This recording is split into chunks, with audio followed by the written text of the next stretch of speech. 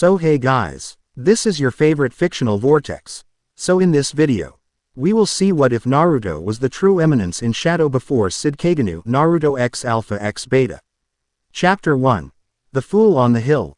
The air in the land of fire's eastern woodlands was a thick, humid blanket, woven from the scent of damp earth, decaying leaves, and the cloying sweetness of overripe figs. Sunlight, where it managed to pierce the dense canopy, fell in mottled, shifting patches on the forest floor, illuminating clouds of buzzing insects and the slow, deliberate roll of a slug across a moss-covered root. It was the kind of oppressive, sticky heat that made clothes cling to the skin and breath feel heavy in the lungs. A perfect day for a C-rank mission, which is to say, a perfectly miserable one. Believe it, we're almost there. Just a little further and then it's a straight shot back to Konoha for some victory ramen. The best kind of ramen is victory ramen, right, Sakura-chan? The voice, a cacophony of grating optimism, shattered the forest's lethargic peace. Naruto Uzumaki, a splash of blinding orange against the muted greens and browns of the woods, leapt from one branch to another with all the grace of a startled bullfrog. His movements were too large, his landings too loud, each one sending a shower of leaves and twigs raining down on his teammates below. He grinned, a wide, guileless expression that seemed to stretch from ear to ear, his cerulean eyes sparkling with an energy that bordered on manic. Below him, Sasuke Uchiha moved with a predatory silence that was the complete antithesis of his teammate. His dark eyes, sharp and dismissive, flickered with annoyance at the constant noise. Every rustle of Naruto's jumpsuit, every shouted declaration, was an irritant. A flaw in the otherwise perfect execution of the mission. He didn't deign to respond, his focus locked on the path ahead, his hand resting lightly on the pouch at his hip. Sakura Haruno, her pink hair a softer, more delicate splash of color in the gloom, sighed, the sound a mixture of maternal exasperation and genuine frustration. Naruto, be quiet, we're supposed to be shinobi. That means being stealthy, not announcing our position to every bandit in the land of fire. She pushed a stray strand of hair from her forehead, her green eyes darting between her two male teammates. One was a pillar of infuriating noise, the other a block of infuriating silence. Being the fulcrum was exhausting. Their client, a portly merchant named Kenji, whose fine silks were now stained with sweat and mud, flinched at every sound Naruto made. He clutched the small, lacquered box he was carrying as if it were his own heart, his beady eyes wide with a fear that seemed disproportionate to the stated risks of the journey. Are you sure he's qualified? He whispered to their sensei, who was bringing up the rear. He seems loud. Kakashi Hatake didn't look up from the small, orange book he was reading, even as he navigated the treacherous terrain with an absent-minded ease. His single visible eye curved into a lazy crescent. Oh, Naruto's got more energy than sense, that's for sure, he said. His voice a placid drawl. But sometimes, a loud distraction is its own kind of weapon. Don't you worry, Kenji-san. You're in good hands. Naruto, however, was not thinking about ramen. Nor was he oblivious to the palpable annoyance of his comrades. As he landed with a comical wobble on a thick, mossy branch, his mind was a whirlwind of cold, hard calculation. Humidity at 87%. Barometric pressure is dropping. Expect rain within 6 hours. Wind is negligible, coming from the southeast, carrying the scent of pine and something else. Iron. Faint, but there, not from a natural deposit. His wobble was a deliberate shift in weight, allowing him to test the branch's integrity without appearing to do so. His loud pronouncements were a carefully calibrated form of sonar, the echoes of his voice painting a detailed picture of the surrounding terrain in his mind, far more accurate than sight alone in this cluttered environment. He had already mapped a 300-meter radius, noting the positions of a sleeping badger, a nest of paper wasps, and a section of ground that was unusually soft, indicating a potential pitfall or burrow. He was also analyzing his team. Sasuke's focus is too narrow. He sees the path, the immediate threat, but not the periphery. His pride makes him predictable. Sakura is more aware of the group's internal state but lacks situational analysis. Her reactions are purely emotional. Kakashi-sensei, he sees everything. But he sees what he expects to see. He expects a fool, and so, every foolish action I take confirms his bias. It's the perfect cover. And the client, Kenji. Heart rate elevated beyond normal travel anxiety. Perspiration is excessive. His grip on that box. It's not the grip of a man protecting merchandise.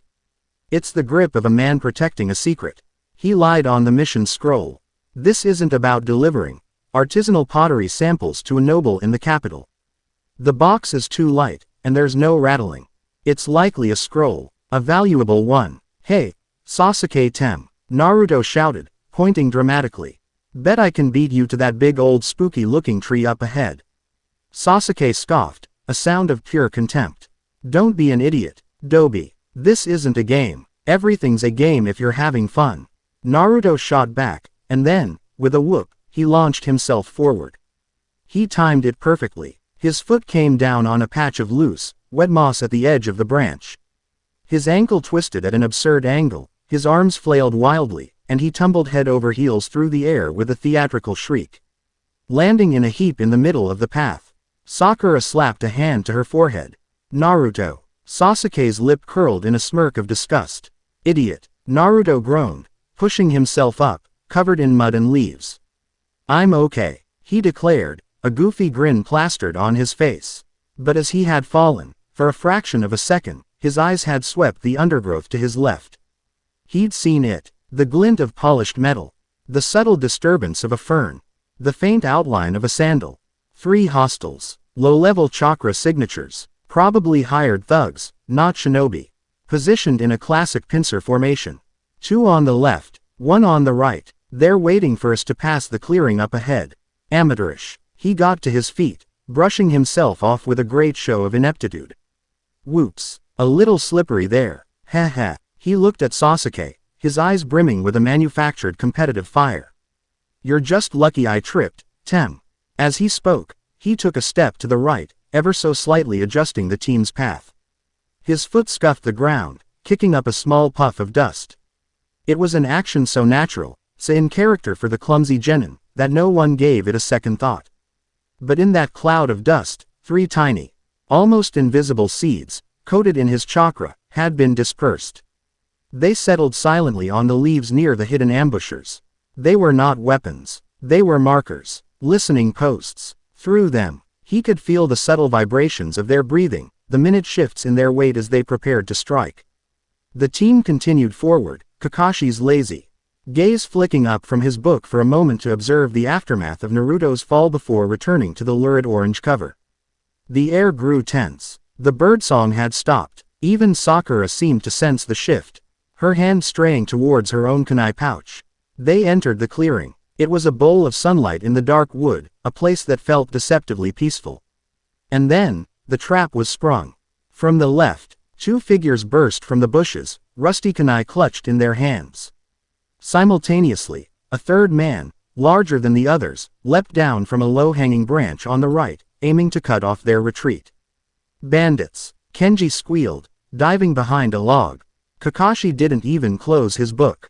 Sasuke, Sakura, you know the drill. Sasuke was already moving, a blur of blue and white. He intercepted the first 2 attackers. A swift kick sent one sprawling, and a kunai, thrown with unerring accuracy, pinned the sleeve of the second to a tree. It was clean, efficient, and arrogant. Sakura, her initial fear giving way to resolve, threw a series of shuriken at the third man, forcing him to halt his advance and take cover. And Naruto. Naruto did what Naruto did best. He panicked. Ah, bad guys. Take this, he yelled, fumbling to make a hand sign. Shadow clone jutsu. Poof. A single, pathetic-looking clone appeared beside him. It was hunched over, its face pale, and it looked even more terrified than the original. It took one look at the charging bandit and dissipated into a cloud of smoke. The lead bandit, a man with a jagged scar across his nose, laughed. Is this a joke? The Great Leaf Shinobi are just brats. He charged, not at Sasuke who was clearly the bigger threat, but at Naruto, the obvious weak link. Naruto yelped and scrambled backward, his feet tangling in his own legs. He tripped, just as the bandit swung a crude, heavy sword. Naruto fell backward, his arms windmilling, and his right hand, seemingly by pure, unadulterated luck, slammed directly into the bandit's chin. The man's eyes rolled back into his head, and he crumpled to the ground, unconscious. Naruto sat there, blinking, in the middle of the clearing. He looked at his hand, then at the unconscious bandit. Then back at his hand. Did I do that? I did that. I'm awesome. Believe it. By then, Sasuke had finished his own fight, knocking out the second bandit and tying up the one he'd pinned to the tree. He shot Naruto a look of pure, unadulterated disgust. You didn't do anything, Dobi. You fell over. I fell over with style. Naruto shot back, scrambling to his feet. Kakashi finally snapped his book shut. A puff of dust rising from the cover. Well, that's that. Good work, team. A little messy, but the client is safe. He glanced at the unconscious bandit at Naruto's feet, then at Naruto's triumphant, idiotic grin. For the briefest of moments, an unreadable expression flickered in Kakashi's eye. A flicker of something analytical, something that questioned the sheer, statistical improbability of Naruto's luck. But then it was gone, replaced by his usual lazy amusement. The boy was the Kyuubi's Jinchuriki. Strange things were bound to happen around him. It was easier to file it under anomaly than to dissect the impossible. Confirmation bias, Naruto thought, his inner voice as cold and clear as winter ice, even as his outer self was doing a victory dance. The most powerful genjutsu in the world. He had used the bandit's own momentum against him, subtly shifting his weight as he fell so the man's chin would meet his rising fist. A simple application of physics, disguised as a pratfall. The perfect crime. The rest of the journey was uneventful. They delivered Kenji and his precious, silent box to the capital's gates, collected their pay, and began the trek home. Naruto kept up the facade, chattering endlessly about ramen, challenging Sasuke to races he always lost, and generally being a nuisance. It was draining, a constant performance that required more focus than any S-rank jutsu. But it was necessary. The world was a stage, and he had chosen his role with meticulous care. The sun was setting by the time they reached the gates of Konohagakure. The village was bathed in the warm, golden light of evening, the faces of the Hokage monument blushing in the dying rays. The team was officially dismissed, and they went their separate ways. Sasuke, towards the empty Uchiha district, a silent wraith haunted by ghosts. Sakura, towards the bustling civilian sector, her thoughts no doubt filled with the cool Uchiha. Kakashi, probably to the memorial stone, and then to a lonely apartment. Naruto waved a final, cheerful goodbye, his voice echoing in the street. See ya tomorrow. Don't be late. He maintained the persona, walking with a jaunty, bouncing step through the main thoroughfares. He waved at the Ichirakus as he passed their ramen stand, promising to be back later. He endured the cold glares from some of the older villagers, the fearful whispers. With a smile so bright it had to be painful. He was the village pariah, the demon container, the class clown. He was 1,000 things to 1,000 different people, and none of them were him. As he turned off the main street and into the quieter, residential lanes, the performance began to subtly change. The bounce in his step lessened. The grin, while still present, no longer reached his eyes. He was peeling back the first layer of the mask. The air grew cooler here, shaded by taller buildings and ancient trees. The sounds of the market faded, replaced by the distant chime of a wind bell and the cry of a cicada. He continued his journey, moving further and further from the village center, into the districts that were slowly being forgotten. Here, the roads were cracked, and weeds grew freely. The buildings were older, their wooden walls weathered and gray. This was a place of ghosts of a different sort, ghosts of forgotten clans, of families who had faded into history. It was a place of neglect. And for him, it was a place of safety. He stopped before a 2-story building that looked utterly derelict. Its roof was sagging, tiles were missing like broken teeth, and the windows were boarded up. A sign, so faded as to be unreadable, hung crookedly from a single rusty nail. To any observer, it was a condemned structure, a place to be avoided, home only to rats and spiders. Naruto stood before it, his posture now completely changed. The last vestiges of the village idiot had evaporated. His shoulders were straight, his stance relaxed but ready. The cheerful, acant blue of his eyes had deepened into something sharp and ancient. He looked at the building not as a ruin, but as a fortress. He raised his right hand, a casual, almost lazy gesture. But his fingers moved with impossible speed, weaving a sequence of 9 distinct hand signs in less than a second. It was a silent, personal code. Then, he gently pressed the palm of his hand against a specific knot in the warped wooden doorframe. There was no sound, no flash of light. But for an infinitesimal moment, the air around the door shimmered, and a complex fuinjutsu array, invisible to the naked eye, flared to life in Naruto's mind. It was a seal of his own design, keyed to his unique chakra signature, his biometrics, and the specific temporal sequence of the hand signs. A key that only he could ever forge. The tumblers of the lock were not metal, but abstract concepts: identity, intent, and permission. He pushed the door. It swung open without a creak, revealing not the dusty, cobweb-filled interior one would expect, but a small, dark antechamber. He stepped inside, and the door swung shut behind him, sealing with a finality that was absolute. He was no longer in Konoha. The path led downwards. A staircase, carved from smooth, cool stone, spiraled deep into the earth. The air changed instantly. The humid, heavy air of the village was replaced by something clean, dry, and sterile, with the faint, crisp scent of ozone and old parchment. Glowing fuinjutsu scripts, embedded into the stone walls, pulsed with a soft, white light, illuminating the way. They were not just for illumination, they were air purifiers, climate controls, and security wards, all humming in perfect, silent harmony. After a descent of what felt like 100 feet, the staircase opened into a vast, breathtaking space. It was a cavern, so large it felt like the sky had been hollowed out beneath the earth. But it was no natural cave. The walls were smooth, polished obsidian, crisscrossed with veins of glowy ing chakra that pulsed like a living heart. It was part library, part command center, part laboratory, and part sanctuary. One entire wall was lined with thousands of scrolls, meticulously catalogued and stored in climate-controlled alcoves. These were not just jutsu scrolls. There were works on history, philosophy, mathematics, engineering, medicine, and a dozen other disciplines. Another section O.F. The cavern was a fully equipped workshop, with forges, alchemy stations, and delicate tools for seal crafting laid out with surgical precision. But the heart of the room was a large, circular platform in the center. From a crystal embedded in the ceiling, a three-dimensional, holographic map of the elemental nations was projected downwards onto a polished black floor. It was a living map, showing real-time weather patterns, troop movements, and trade routes, all represented by shimmering, color-coded streams of light. The sheer volume of information being processed and displayed was staggering. This was the Dawn Garden, and he was its architect. A figure detached itself from the shadows near the library wall and moved towards him. She was a young woman, perhaps a year or two older than him, with long, straight hair the color of midnight. Her movements were graceful and silent, her simple, dark robes making no sound on the stone floor. Her face was serene, her eyes holding a wisdom that belied her years.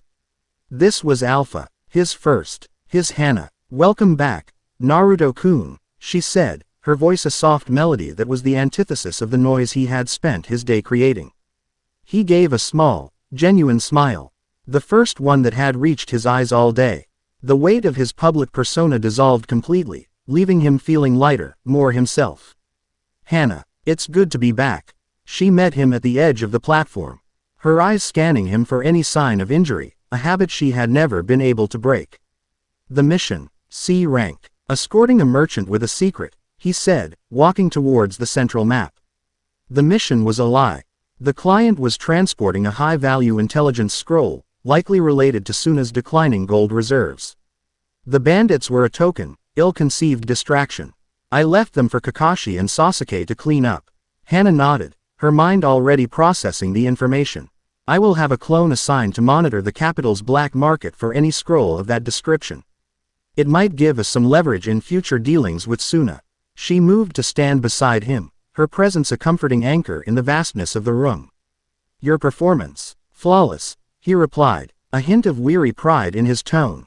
"I believe I set a new personal record for idiocy today.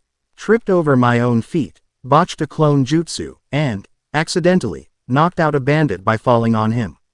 Sakura is exasperated, Sasuke is disgusted, and Kakashi is content in his assumptions. The mask holds. It always does, Hannah said softly. Her gaze was filled with a complex mixture of pride and a deep, aching sadness for the life he was forced to live. She was the only person in the world who understood the true cost of his deception. She had seen the man behind the mask from the very beginning. Her memory, sharp and perfect, took her back 5 years. To the filth and despair of a quarantine slum in Konoha's outer rim. A strange, virulent plague had swept through the district. One that defied all medical ninjutsu.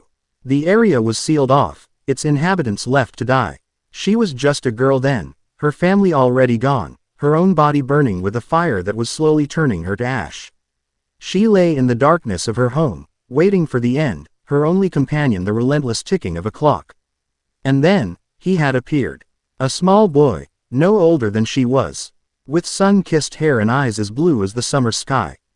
He wasn't a medic nin. He wasn't a member of the barrier team. He had simply appeared.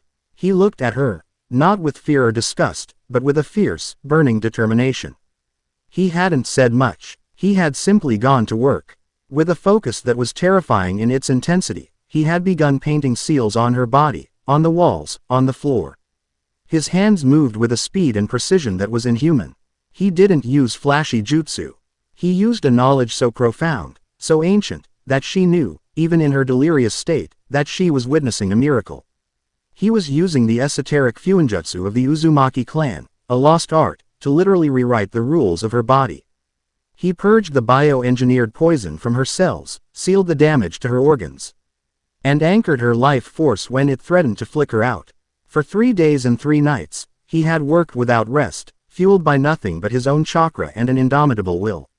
He had saved her. When it was over, and the quarantine was finally lifted, the official report listed her as the sole, miraculous survivor, her recovery an unexplained medical anomaly.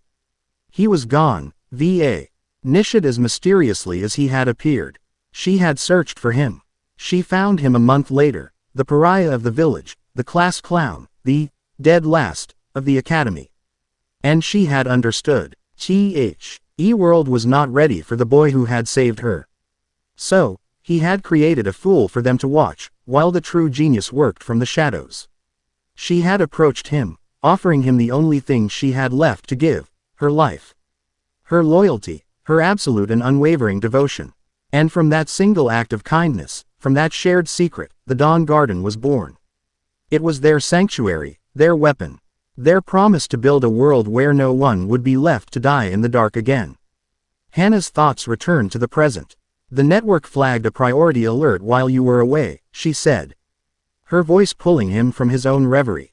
She gestured to a specific area on the map, in the land of rivers. A red icon pulsed there, a silent alarm.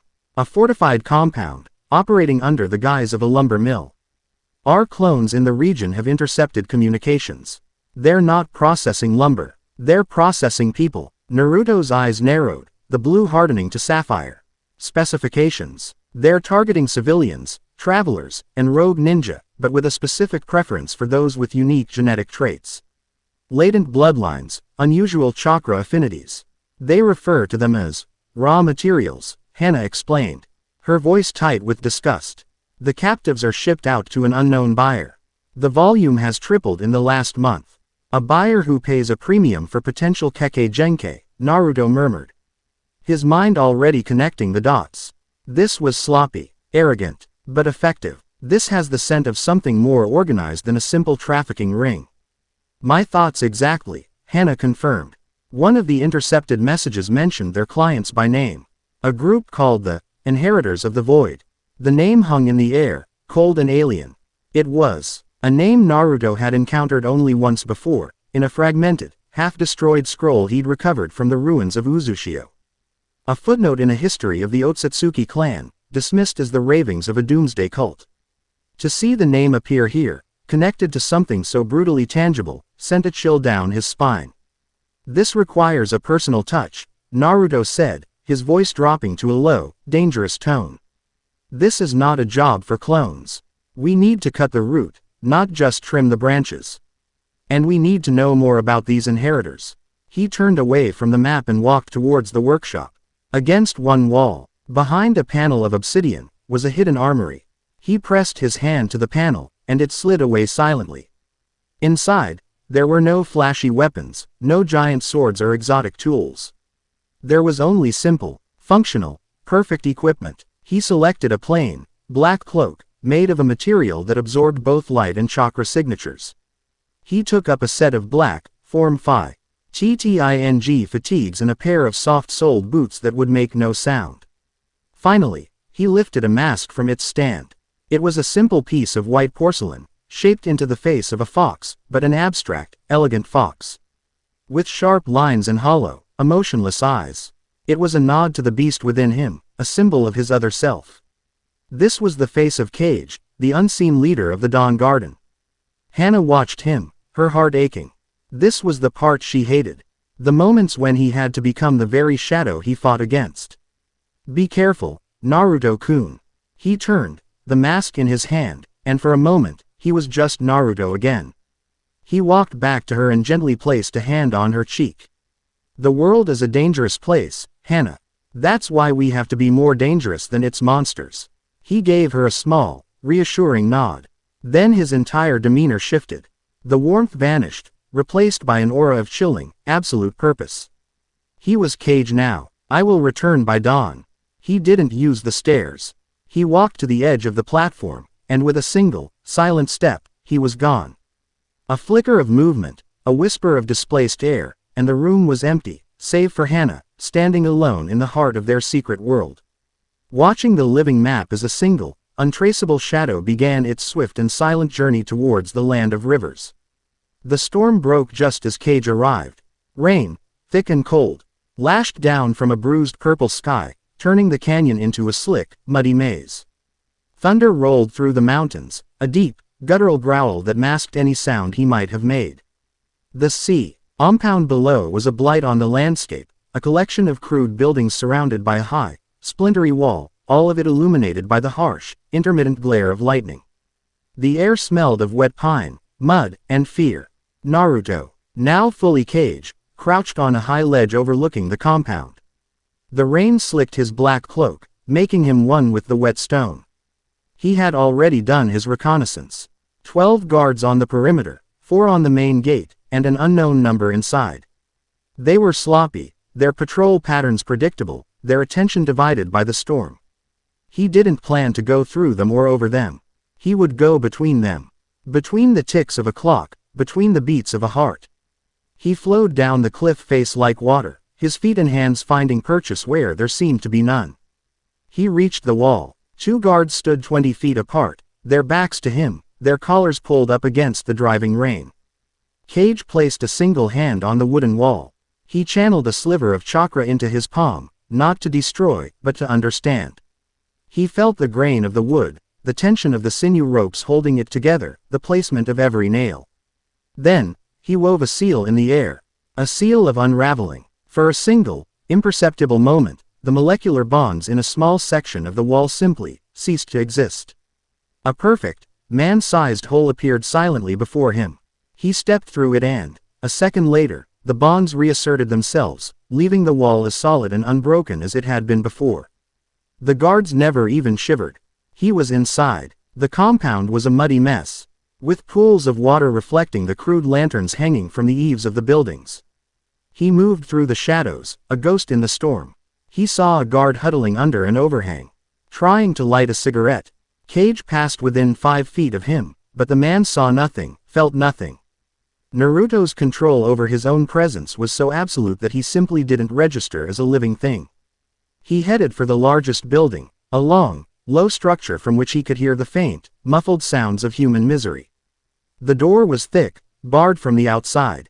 Child's play. He placed 2 fingers on the iron bar. A pulse of chakra, a complex fuinjutsu formula that targeted the crystalline structure of the metal, and the bar turned to brittle, worthless dust in a split second, crumbling away with a soft hiss that was lost in the sound of the rain.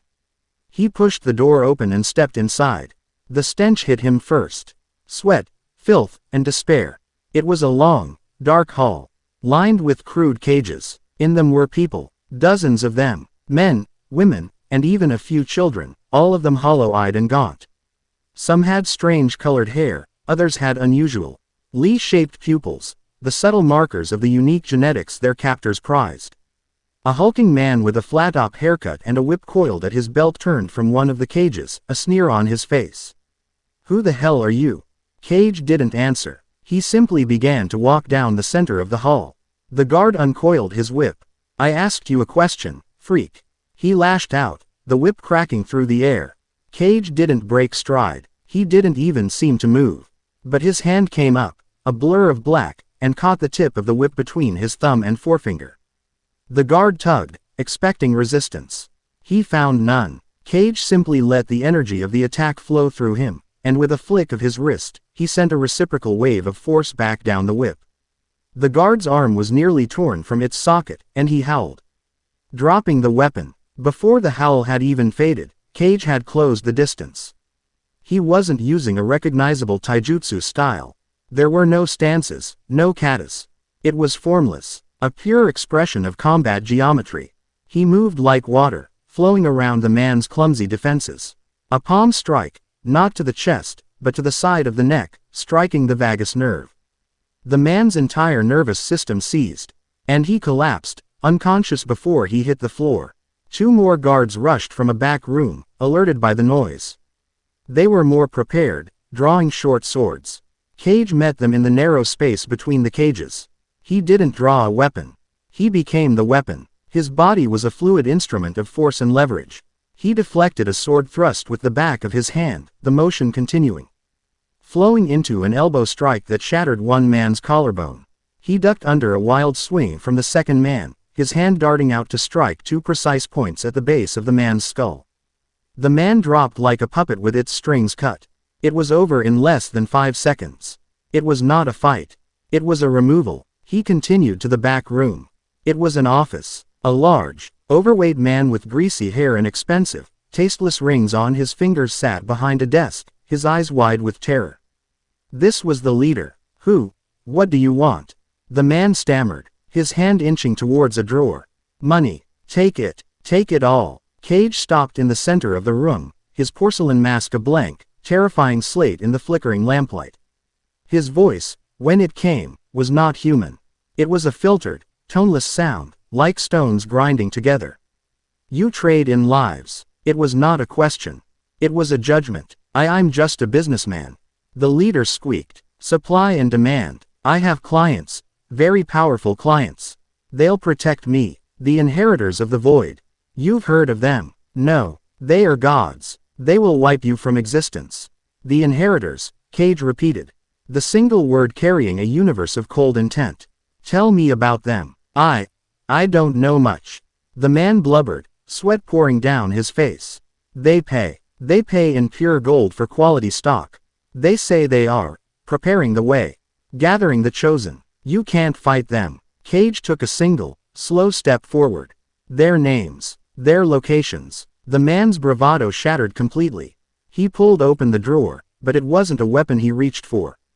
It was a scroll. "Here, take it. It's my only contact. A communication seal. It's all I have. Just let me live." He threw the scroll across the desk. Cage caught it without looking. He unrolled it slightly. The fuinjutsu was complex, but not beyond his ability to decipher. It was a thread. That was all he needed. He looked back at the man, who was now weeping with a mixture of terror and relief.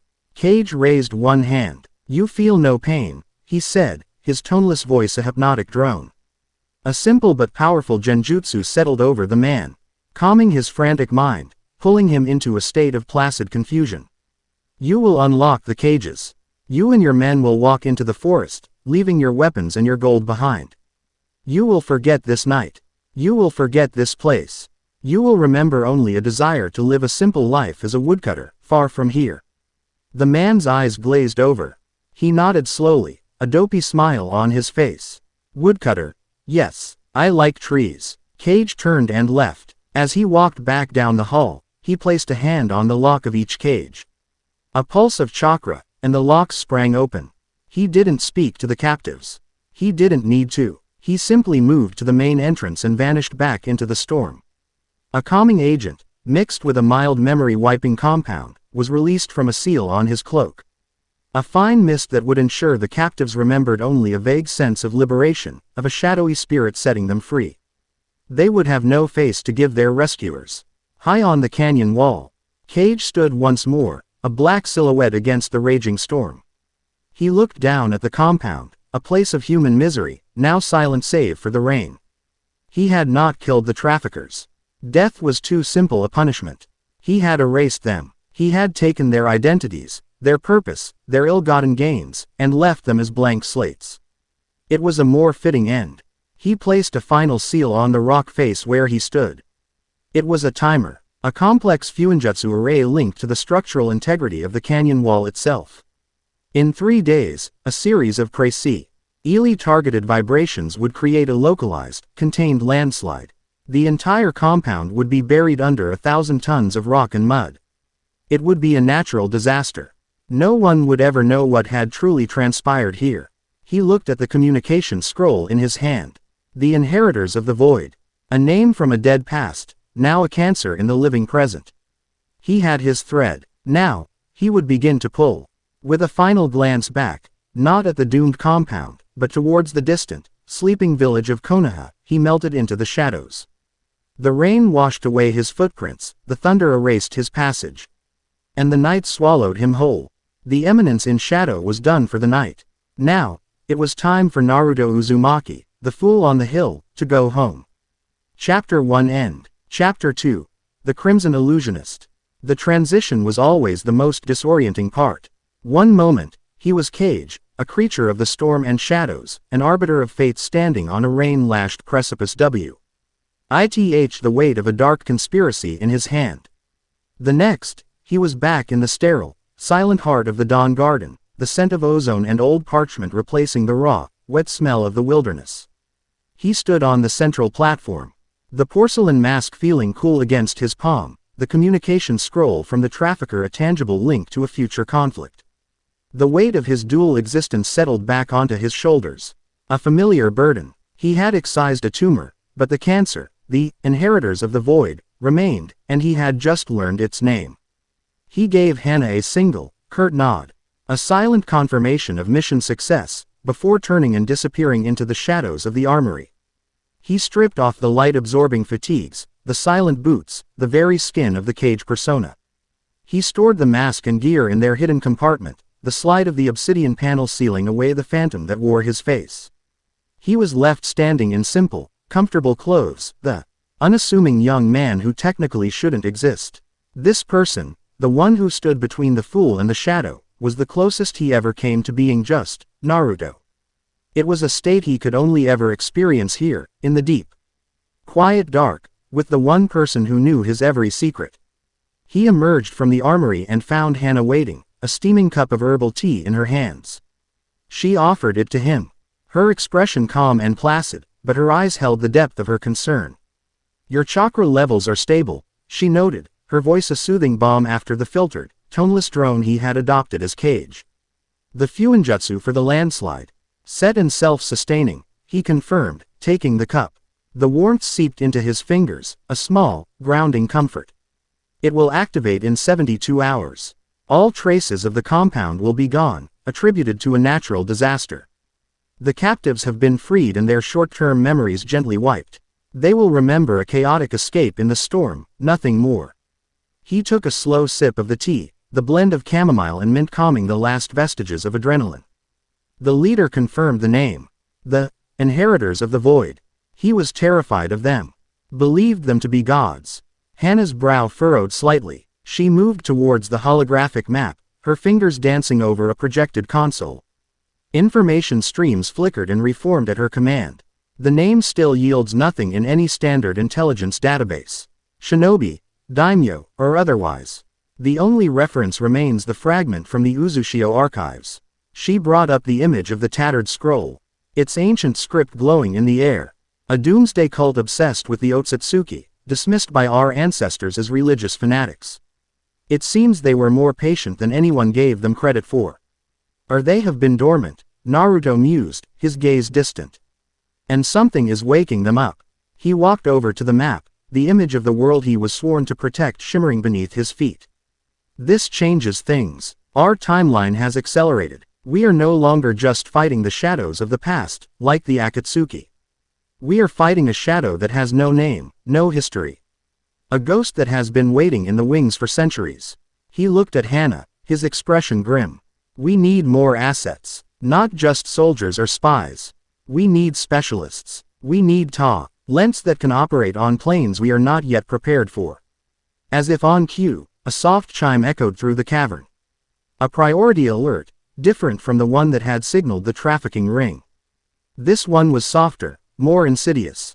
Hana turned to a different console, her fingers flying. A new file opened on the holographic display, a detailed dossier filled with elegant calligraphy, artistic sketches of impossible landscapes, and dense psychological profiles. What is it? Naruto asked, moving to her side. An internal report from our assets monitoring the noble clans of Konoha, Hana said. Her voice laced with a new kind of urgency. It concerns the Kurama clan. Naruto's focus sharpened. The Kurama, an old, respected clan, one of Konoha's founding families, though their influence had waned over the decades. They were not known for their martial prowess or their political maneuvering. They were known for one thing, genjutsu. Their bloodline gave them a terrifying, almost sublime talent for illusion. It was said a master of the Kurama clan did not simply cast an illusion. They painted a new reality, one so perfect that the victim's own mind could make it real, sometimes with fatal consequences. But their gift was also their curse. A dark, terrifying secret that the clan guarded with paranoid obsession. The Edo, Naruto said, the word a soft exhalation. Hana nodded, her eyes fixed on the report. Their gift for genjutsu makes their subconscious mind a place of immense power. In rare cases, that power can coalesce, can gain sentience. It creates a second personality, a PS. Y chic monster born from the user's deepest fears and darkest impulses. The Edo. Once it manifests, it takes over, and the genjutsu turns inwards. The host becomes a prisoner in their own mind, while their body, controlled by the Edo, unleashes illusions that can slaughter hundreds. She highlighted a specific portrait in the file. It was a sketch of a young girl, perhaps 13 or 14, with large, expressive eyes and a gentle, shy smile. Her dark hair was cut in a simple, practical style, and she was holding a paintbrush.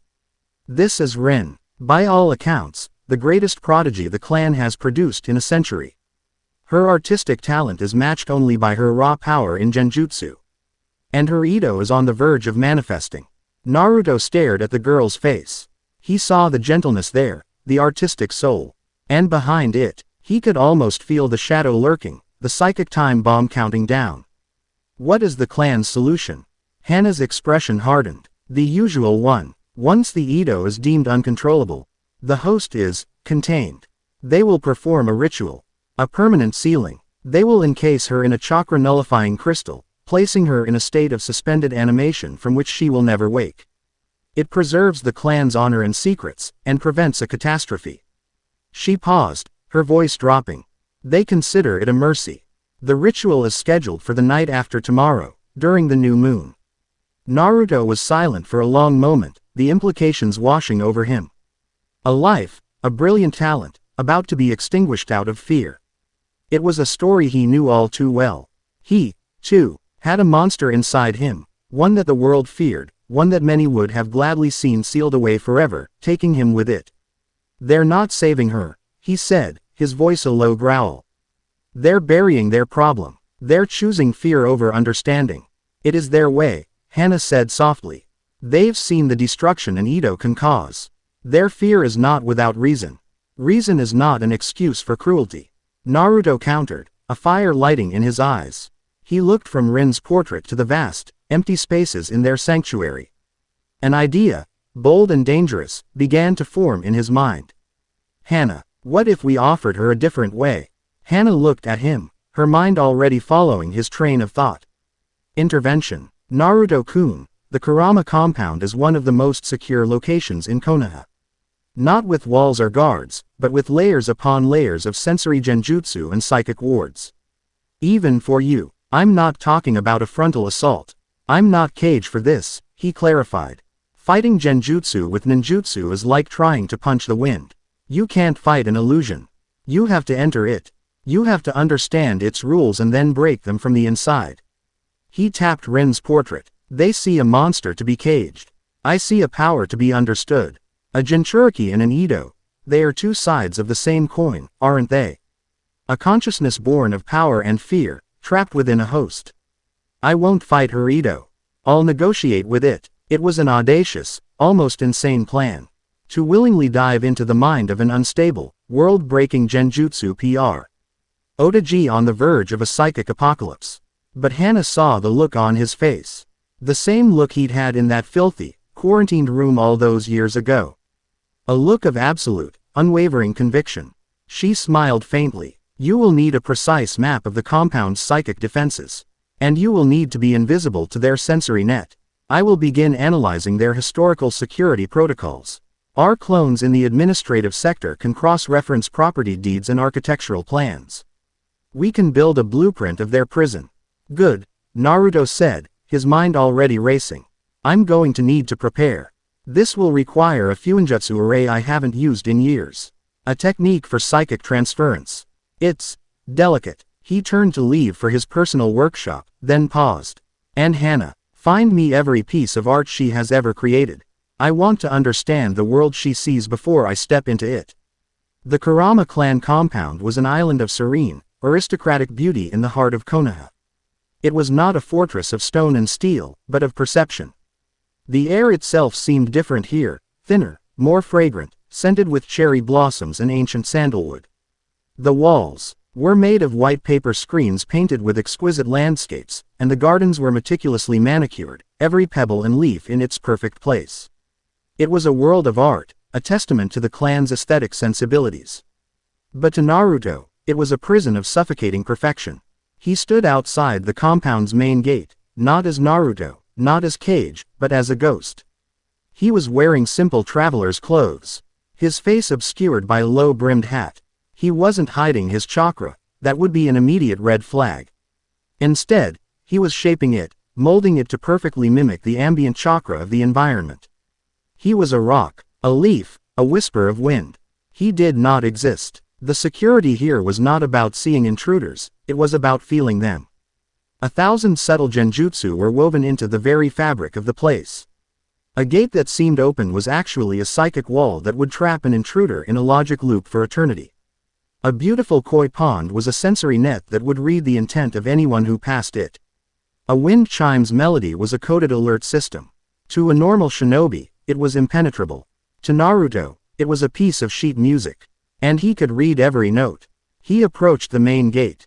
The genjutsu there was designed to create a sense of profound, soul-crushing despair in anyone with hostile intent, forcing them to turn back. Naruto's intent wasn't hostile, it was compassionate. The genjutsu washed over him and found nothing to latch onto. He walked through the gate as if it wasn't there.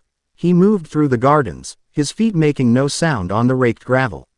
He saw the intricate patterns in the sand, not as decoration, but as a psychic alarm grid. He walked between the lines, his steps perfectly matching the safe zones he had memorized from Hana's blueprints. He passed a clan member, a woman in a fine kimono, who was tending to a bonsai tree.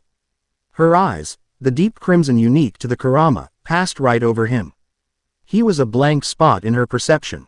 He found his way to the clan's central dojo, a larger, more imposing structure at the heart of the compound. According to his intelligence, the ritual was to be held in a sealed chamber beneath it.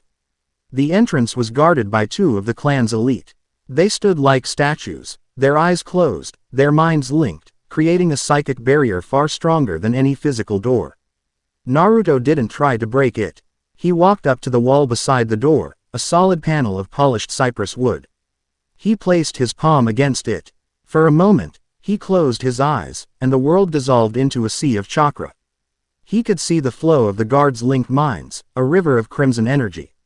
He could also see the grain of the wood, the space between the atoms. He wove a tiny, almost microscopic fuinjutsu seal in the air. A seal of misdirection. He didn't try to force his way through the barrier. He simply convinced the barrier that the wall beside it wasn't there. He stepped through the solid wood, a disorienting, non-physical sensation like stepping through cold smoke. He was inside. The chamber was circular, stark, and cold. In the center, On a raised dais, sat Rin.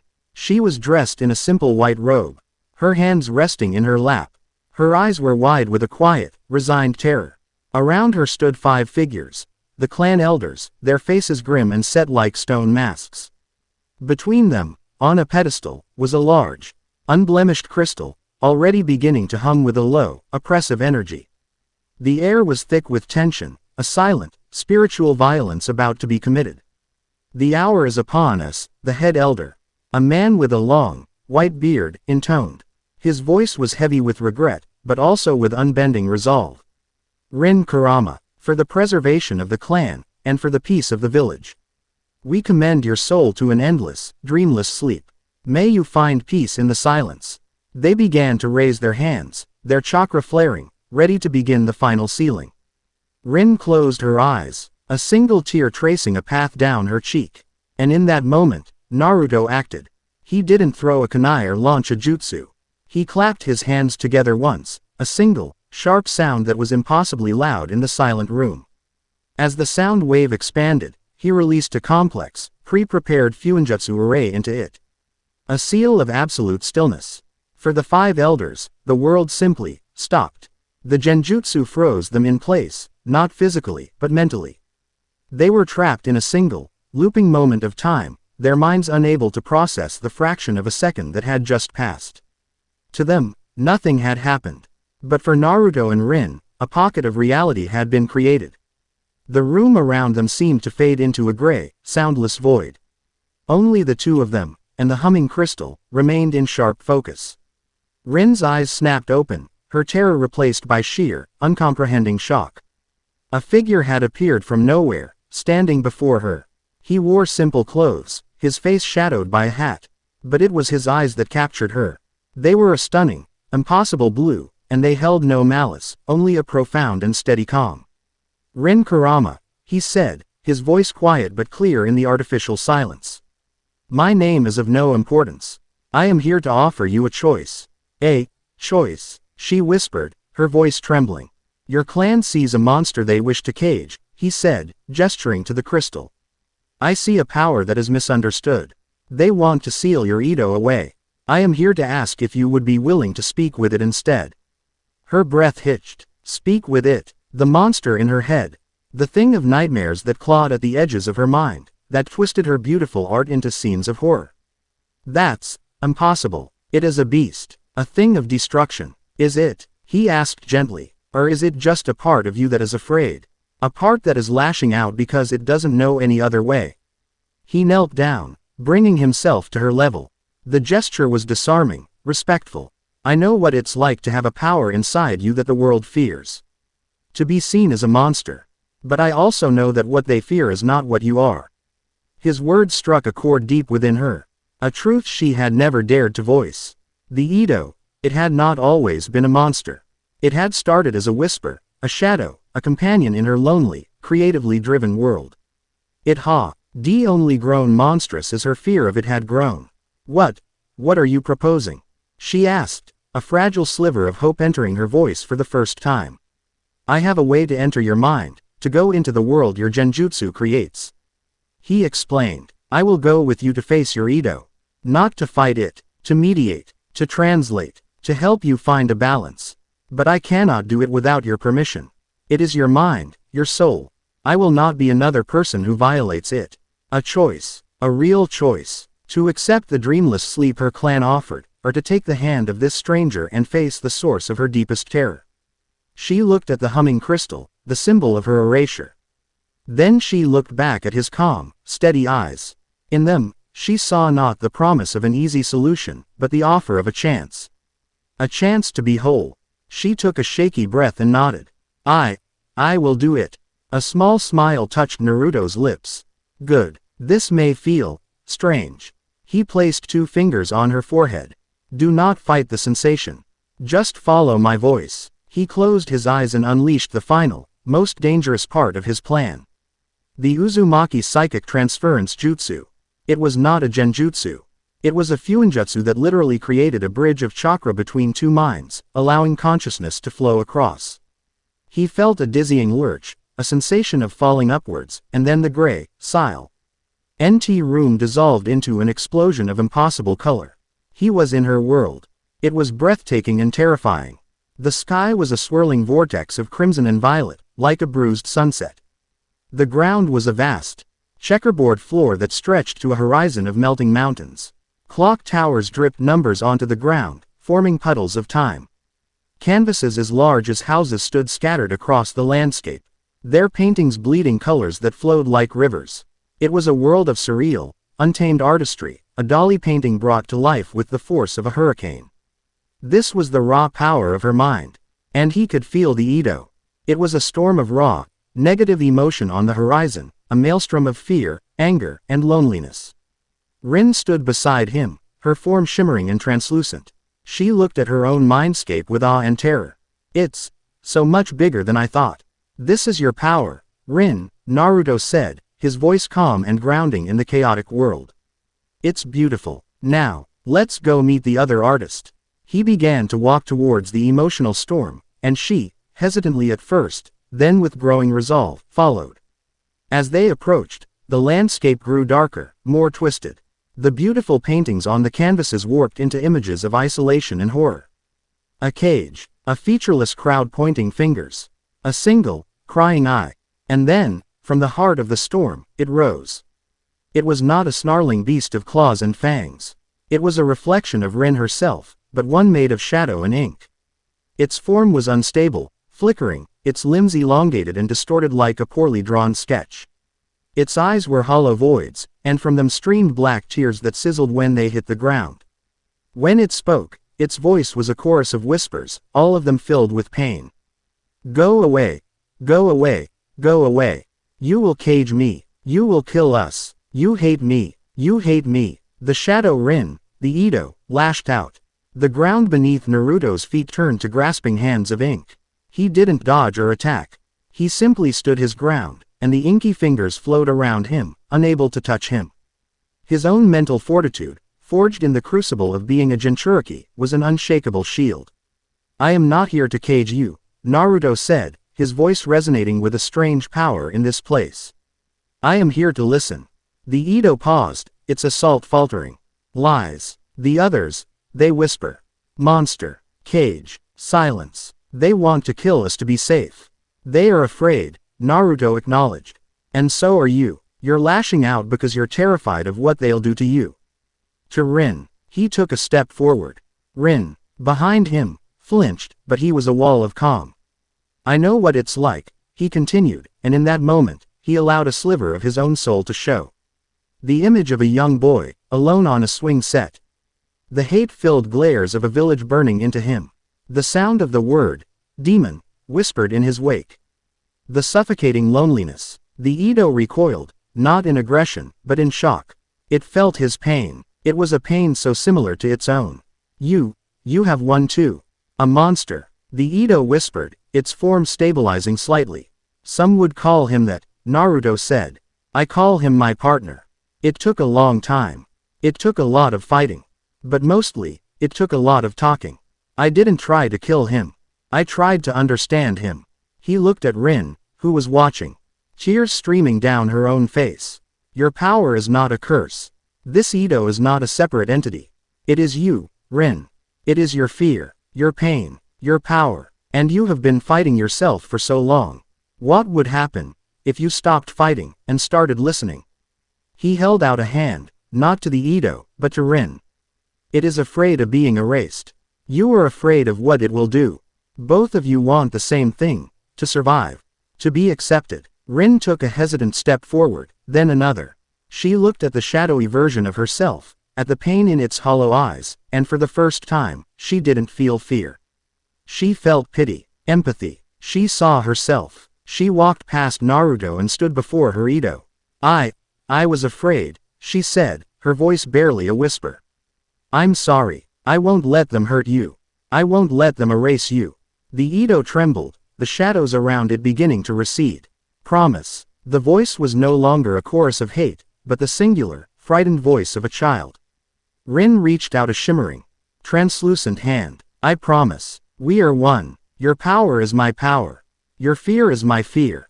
Let's not be afraid anymore. She placed her hand on the Ito's shoulder. There was a blinding flash of crimson light that consumed the entire mindscape. Naruto found himself back in the cold, stone chamber. His seal of absolute stillness had shattered. The 5 elders were stumbling back, their minds reeling from the psychic backlash, their sealing jutsu incomplete and broken. But the true change was in the center of the room. Rin stood up from the dais. She was still Rin, but she was also more. A faint, crimson aura of chakra now surrounded her, and her eyes held a new, unshakable confidence. She looked at her own hands, then at the terrified elders. "I will not be caged," she said, her voice clear and strong. She looked at the shadows where Naruto had been, but he was already gone from their sight. He was a ghost once more. But she knew he was there. She could feel his calming presence. "Blasphemy," the head elder sputtered, pointing a trembling finger. "You have embraced the beast. You are a monster." Rin simply smiled, a sad, knowing smile. "No, for the first time in my life, I am whole." She turned her back on them, on the crystal prison they had built for her, and walked towards the door.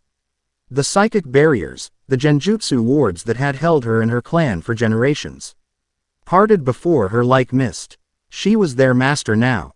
She walked out of the dojo, out of the compound, never looking back. She followed a feeling, a quiet call in her soul. It led her through the sleeping streets of Konoha, to a derelict, forgotten building. The door opened for her. She walked down the spiraling staircase, her heart pounding with a mixture of fear and exhilaration. She stepped into the vast, impossible cavern of the Dawn Garden. She saw the glowing map of the world, the library of infinite knowledge, the woman with midnight hair who stood waiting with a gentle smile. And she saw him, leaning against the central console, his hat gone, his face revealed. The boy with the sun-kissed hair and the impossible blue eyes. The village idiot, the class clown, the fool, and she understood. The greatest genjutsu of all was the one he cast upon the entire world. Hana stepped forward. "Welcome. You have been freed from your cage. Here, you can learn to fly." Rin looked at Naruto, 1,000 questions in her eyes, but one feeling overriding them all, a profound, earth-shattering gratitude. He hadn't just saved her from a fate worse than death. He had looked into the darkest, most feared part of her soul, and he had not seen a monster. He had seen a friend. "We have a place for you here, if you choose to accept it," Naruto said, his voice the same calm, steady tone she had heard in her mind. "A place where your gifts will be celebrated, not feared." Rin looked at this boy, this enigma, who understood the nature of monsters better than anyone. She thought of her clan, who loved her but feared her more. She thought of this new, incredible power humming beneath her skin, a symphony where there had once been only screaming. The choice was not a choice at all. "You will be our eyes," Hana said, gesturing to the map. "Your power can see through any deception, any lie. You will help us see the truth in a world of illusions." She smiled warmly. "You will be our beta." Rin nodded, a true, genuine smile gracing her lips for the first time in years. Her place was here. Her purpose was here. Her loyalty, now and forever, belonged to the boy who had walked into her nightmare and taught her how to paint with the shadows. Chapter 2 End. Chapter 3. The Blizzard's Heart. The air in the Dawn Garden was a constant, a perfect 72 degrees Fahrenheit with 40% humidity. Scented with the clean, sharp smell of ozone from the fuinjutsu arrays and the faint, dry aroma of ancient parchment from the library. It was an environment of absolute control, a stark contrast to the chaotic, messy reality of the world above. It was a place for thought, for analysis, for the quiet dissection of secrets. And at its heart, a new instrument was being tuned. Rin, now designated Beta, sat on a cushioned mat at the edge of the holographic map platform. Her eyes were closed, but she was not resting. The crimson aura of her fully integrated chakra flowed around her, a gentle, pulsing light that seemed to breathe in time with her. Her mind, once a battleground, was now a surgical theater. She was not looking at the trafficker's communication scroll with her eyes. She was immersed in it, her consciousness flowing through the intricate pathways of the fuinjutsu that powered it, a feat that would have driven any other sensory ninja insane. She was not just reading the code. She was experiencing it. She felt the panicked, greasy desperation of the trafficker who had inscribed it. She tasted the cold, arrogant authority of the inheritor who had designed the seal. It was a psychic tapestry, and she was gently pulling at its threads. The pathways are layered, she murmured, her voice soft but clear in the vast cavern. It's designed to be a one-way communication. To burn out if tampered with. But the maker, he was arrogant. He left a signature, a psychic residue. It's not a name, it's a feeling. A memory. Naruto and Hana stood nearby, observing the process. Naruto, dressed in his simple, comfortable, in-between, clothes, watched with a quiet pride. He had seen a caged bird, and now he was watching it map the sky. Hana, ever the analyst, was recording every nuance of Rin's report, cross-referencing it in real time. Describe the memory, Beta, Hana instructed, her voice calm and professional. Rin's brow furrowed in concentration. It's hot, blindingly hot, and cruel. There's a sound, not of fire, but like the air itself is screaming. And snow, so much snow, but it's not cooling. It's turning to steam before it can land. There's a feeling of an ending. A village, erased, wiped clean by this heat. Hana's fingers flew across her console. Keywords flagged and cross-referenced. Heat, snow, erased village. The system, a massive intelligence aggregator built by Naruto's shadow clones over years, churned through thousands of disparate reports, border patrol summaries, travelers' tales, economic impact studies, weather anomalies. Within seconds, a file was isolated, a single, bloody data point in the vast, cold expanse of the land of frost. I have it, Hana announced, her voice grim. She projected the file into the air between them. Yukigakure Outpost 7, a small, self-sufficient shinobi village on the northern border of the land of frost. 2 years ago, it ceased all communication. A scouting party from He Frost Daimyo's capital found nothing. The entire village was gone. Not destroyed, not burned. The official report concluded it was buried in a massive, freak avalanche. But there were anomalies the geologists couldn't explain. Evidence of intense, localized heat that had vitrified the ground beneath the snowpack. And a single survivor. A new image appeared. A photograph, grainy and stark. It showed a young woman. No older than 16 at the time, wrapped in furs, her face pale and streaked with grime. Her eyes, however, burned with an intensity that seemed to defy the frozen world around her. They were chips of ice, filled with a cold, hard rage. Fubuki, Hana read, a chunin of the village, master of a unique clan Hyoten, an ice-release Kekkei Genkei. She was found a week after the incident, half dead from exposure. Miles from the site, her testimony was dismissed as trauma-induced delusion. She spoke of a single man, a demon cloaked in sunlight, who melted her village and everyone in it. She has been hunting him ever since. Naruto stared at the image of Fubuki. He saw no fear in her eyes. No grief. Only a single, burning purpose. Revenge. It was a language he understood. A demon cloaked in sunlight matches the psychic residue Rin found, he stated, his voice low. This wasn't an avalanche. It was a weapons test. Or a culling. An inheritor of the void. And Fubuki is the only witness. He looked from Fubuki's file to the living map, where the land of frost was a swirl of pale blue and white. This single-minded pursuit makes her both a liability and an asset. The inheritors may be hunting her to silence their last witness. But she is also the only person on the continent who knows how her target thinks, how he moves. He straightened up, a decision solidifying in his mind. This was not a mission for diplomacy or psychological warfare. This was a hunt, and a hunt required a hunter. Hana, compile everything you have on the land of Frost's current political climate, its terrain. And any sightings of individuals matching the inheritor's description. Relay it to me, Beta, he said, turning to Rin. Rest. You've done well. Your gift has given us our first real thread to pull. Rin opened her eyes, the crimson aura receding. She looked exhausted but exhilarated. I can do more. You will, Naruto said with a reassuring smile. But for now, you rest and acclimate. The Dawn Garden needs its Beta at full strength. He turned and walked towards the armory, the transformation already beginning. The soft lines of his face hardened. His posture straightened. The thoughtful prodigy was receding, and the phantom was taking his place. This mission required the cold, brutal efficiency of Cage. The land of frost was a world bleached of color. Under a perpetually overcast sky that diffused the sunlight into a flat, shadowless glare, an endless expanse of white snow and black rock stretched to the horizon. The wind was a constant, keening presence, a physical force that scoured the landscape, carving dunes out of snow and polishing the mountains into jagged, icy teeth. The silence here was profound, broken only by the howl of that wind and the crunch of snow underfoot. It was a land that did not suffer fools or weakness. It demanded resilience, and it rewarded it with a stark, brutal beauty. For 2 days, Cage had moved through this world, a black-robed specter against the glaring white. He was acclimatizing, letting the bite of the cold sink into his bones, mapping the wind currents, learning the unique texture of the land. His destination on was a place called the Sorrowful Peaks, a jagged range of mountains where, according to Hannah's intelligence, a lone hunter had been sighted for months, preying on the hardiest of alpine beasts and occasionally clashing with patrols from Iwagakure who strayed too far north. He found her on the 3rd day.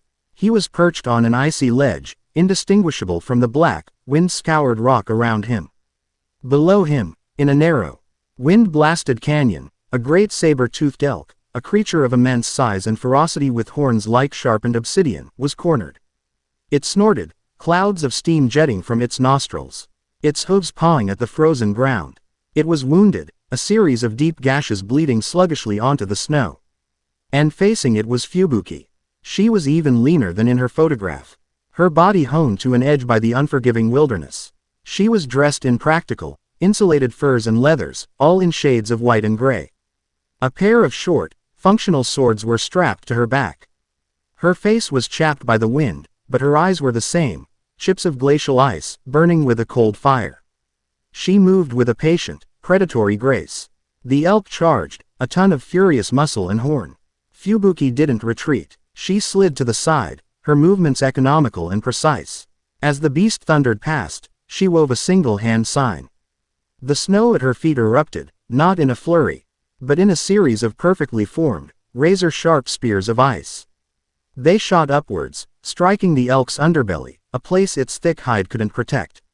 The beast roared in pain and fury, stumbling. It was then that Fubuki attacked. She was a blur of white, closing the distance, her twin swords drawn. She didn't slash wildly. Her strikes were a surgeon's work, targeting tendons and joints, hamstringing the great beast with a ruthless efficiency. The elk, its legs giving way, crashed to the ground, its death roar swallowed by the howling wind. Fubuki stood over her kill, her breathing steady, her expression unchanging. There was no triumph, no satisfaction.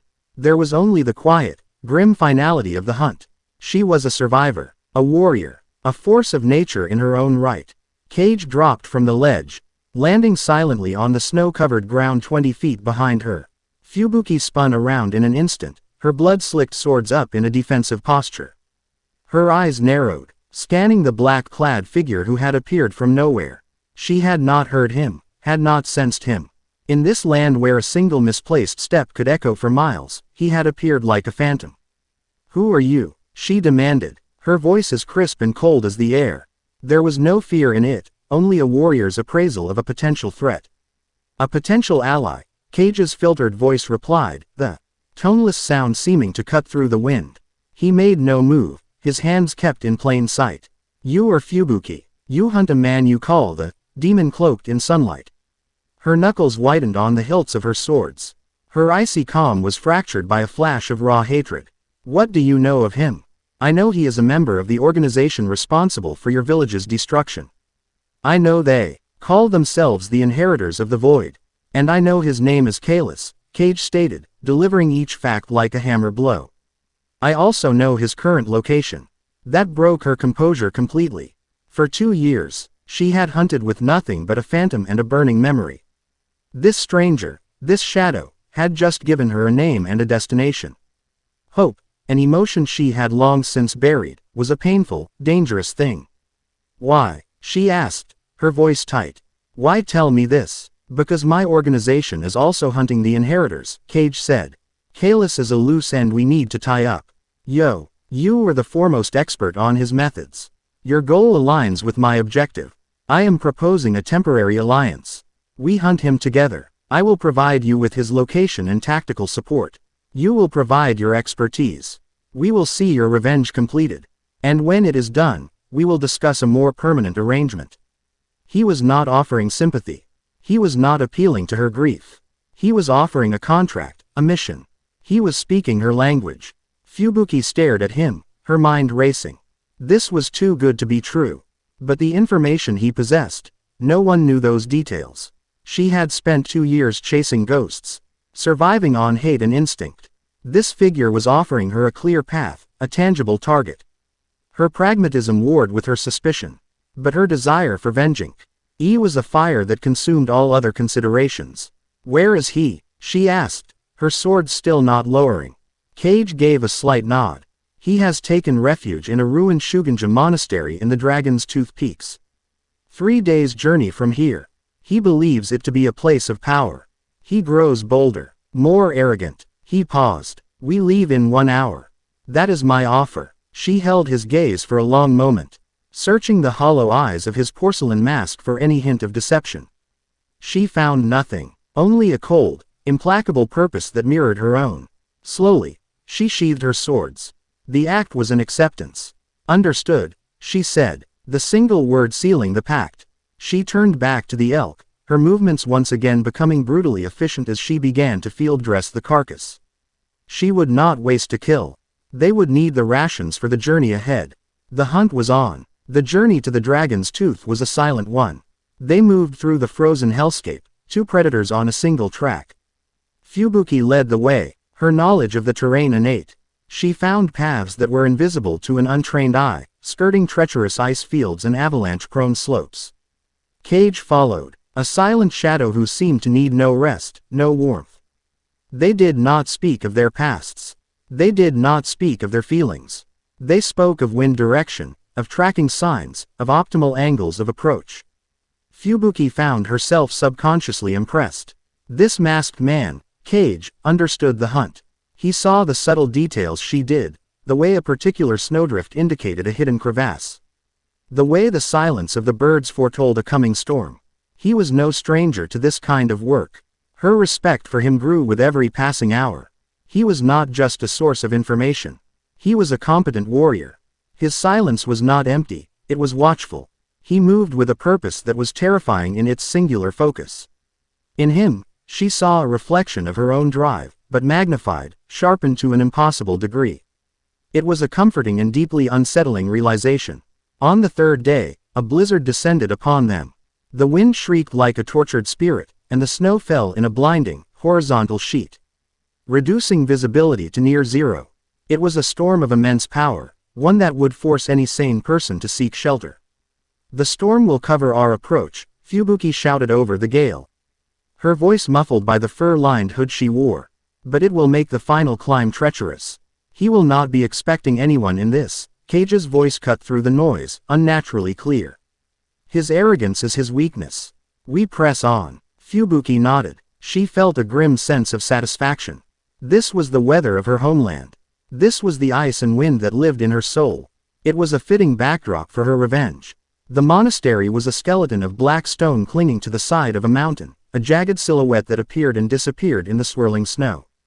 It was a place of ghosts and wind, a perfect lair for a monster. They found the entrance to the main shrine hall, its great doors torn from their hinges. Inside, there was a terrible, oppressive heat. The stone floor was hot to the touch, and the air shimmered, free of the falling snow, which evaporated with a hiss as it crossed the threshold. And in the center of the hall, standing before a desecrated altar, was a man. He was tall and lean, with hair the color of spun gold and eyes that glowed with a faint, internal light. He wore fine, white robes, strangely immaculate in this place of ruin. An aura of palpable heat radiated from him, a personal bubble of summer in the heart of the winter storm. This was Kalis, the demon cloaked in sunlight. He turned, a slow, arrogant smile gracing his lips. So, the little icicle has finally found me. And you've brought a friend. How quaint. Fubuki's face was a mask of cold fury. The sight of him, so calm, so condescending, ripped open the wound of her past. She saw her family, her friends, their screams silenced by his terrible heat. The rage she had nurtured for 2 years erupted. Kalis. Her voice was a shard of ice. She shot forward, a white blur against the dark stone. So eager to be erased, he sighed, as if bored. Fubuki wove a flurry of hand signs. Ice style. Cryogenic needles. The moisture in the air around her instantly froze, forming thousands of needle-sharp projectiles. They shot towards Kalis in a deadly swarm. He didn't move. He simply raised a hand, and the wave of heat that radiated from him intensified.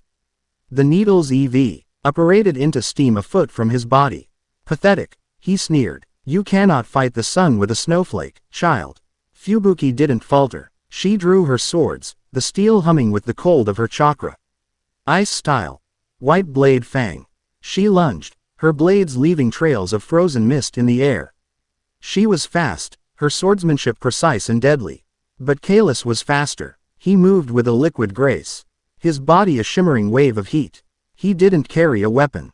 He didn't need one. He sidestepped her lunge, and his hand, glowing with a soft golden light, shot out and brushed against her shoulder. Fubuki screamed. It was not a scream of pain from a cut, but of agony. Where he had touched her, her furs and leather instantly smoldered and her skin blistered, a severe, instantaneous burn. The cold chakra fueling her technique sputtered and died, overwhelmed by the sheer thermal energy. She stumbled back, clutching her shoulder, her face contorted in pain. He was her perfect, absolute counter. Her ice was useless against his sun.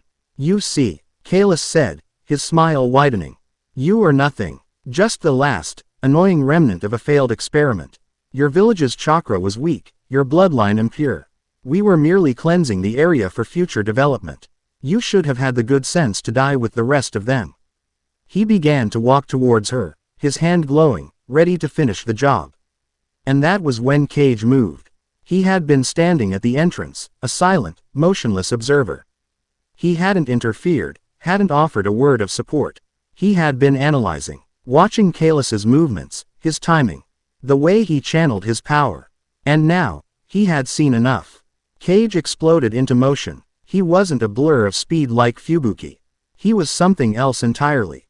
It was as if he was in multiple places at once. His path impossible to track. He covered the 50 feet between them in an instant, appearing at Kalis's side. Kalis, startled by the sheer impossibility of the movement, swung his superheated hand in a wide arc. It was an attack that should have incinerated anything it touched.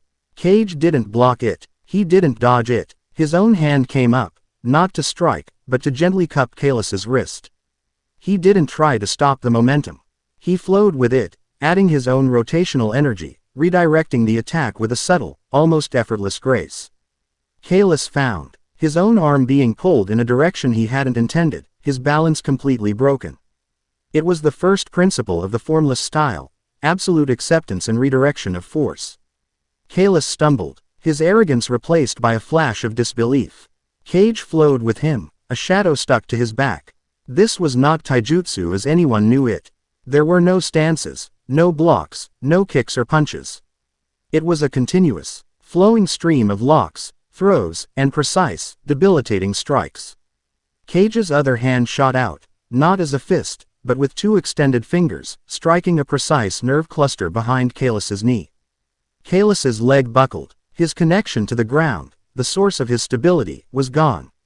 As he fell, Cage's foot swept out, not kicking, but guiding his other ankle, accelerating the fall.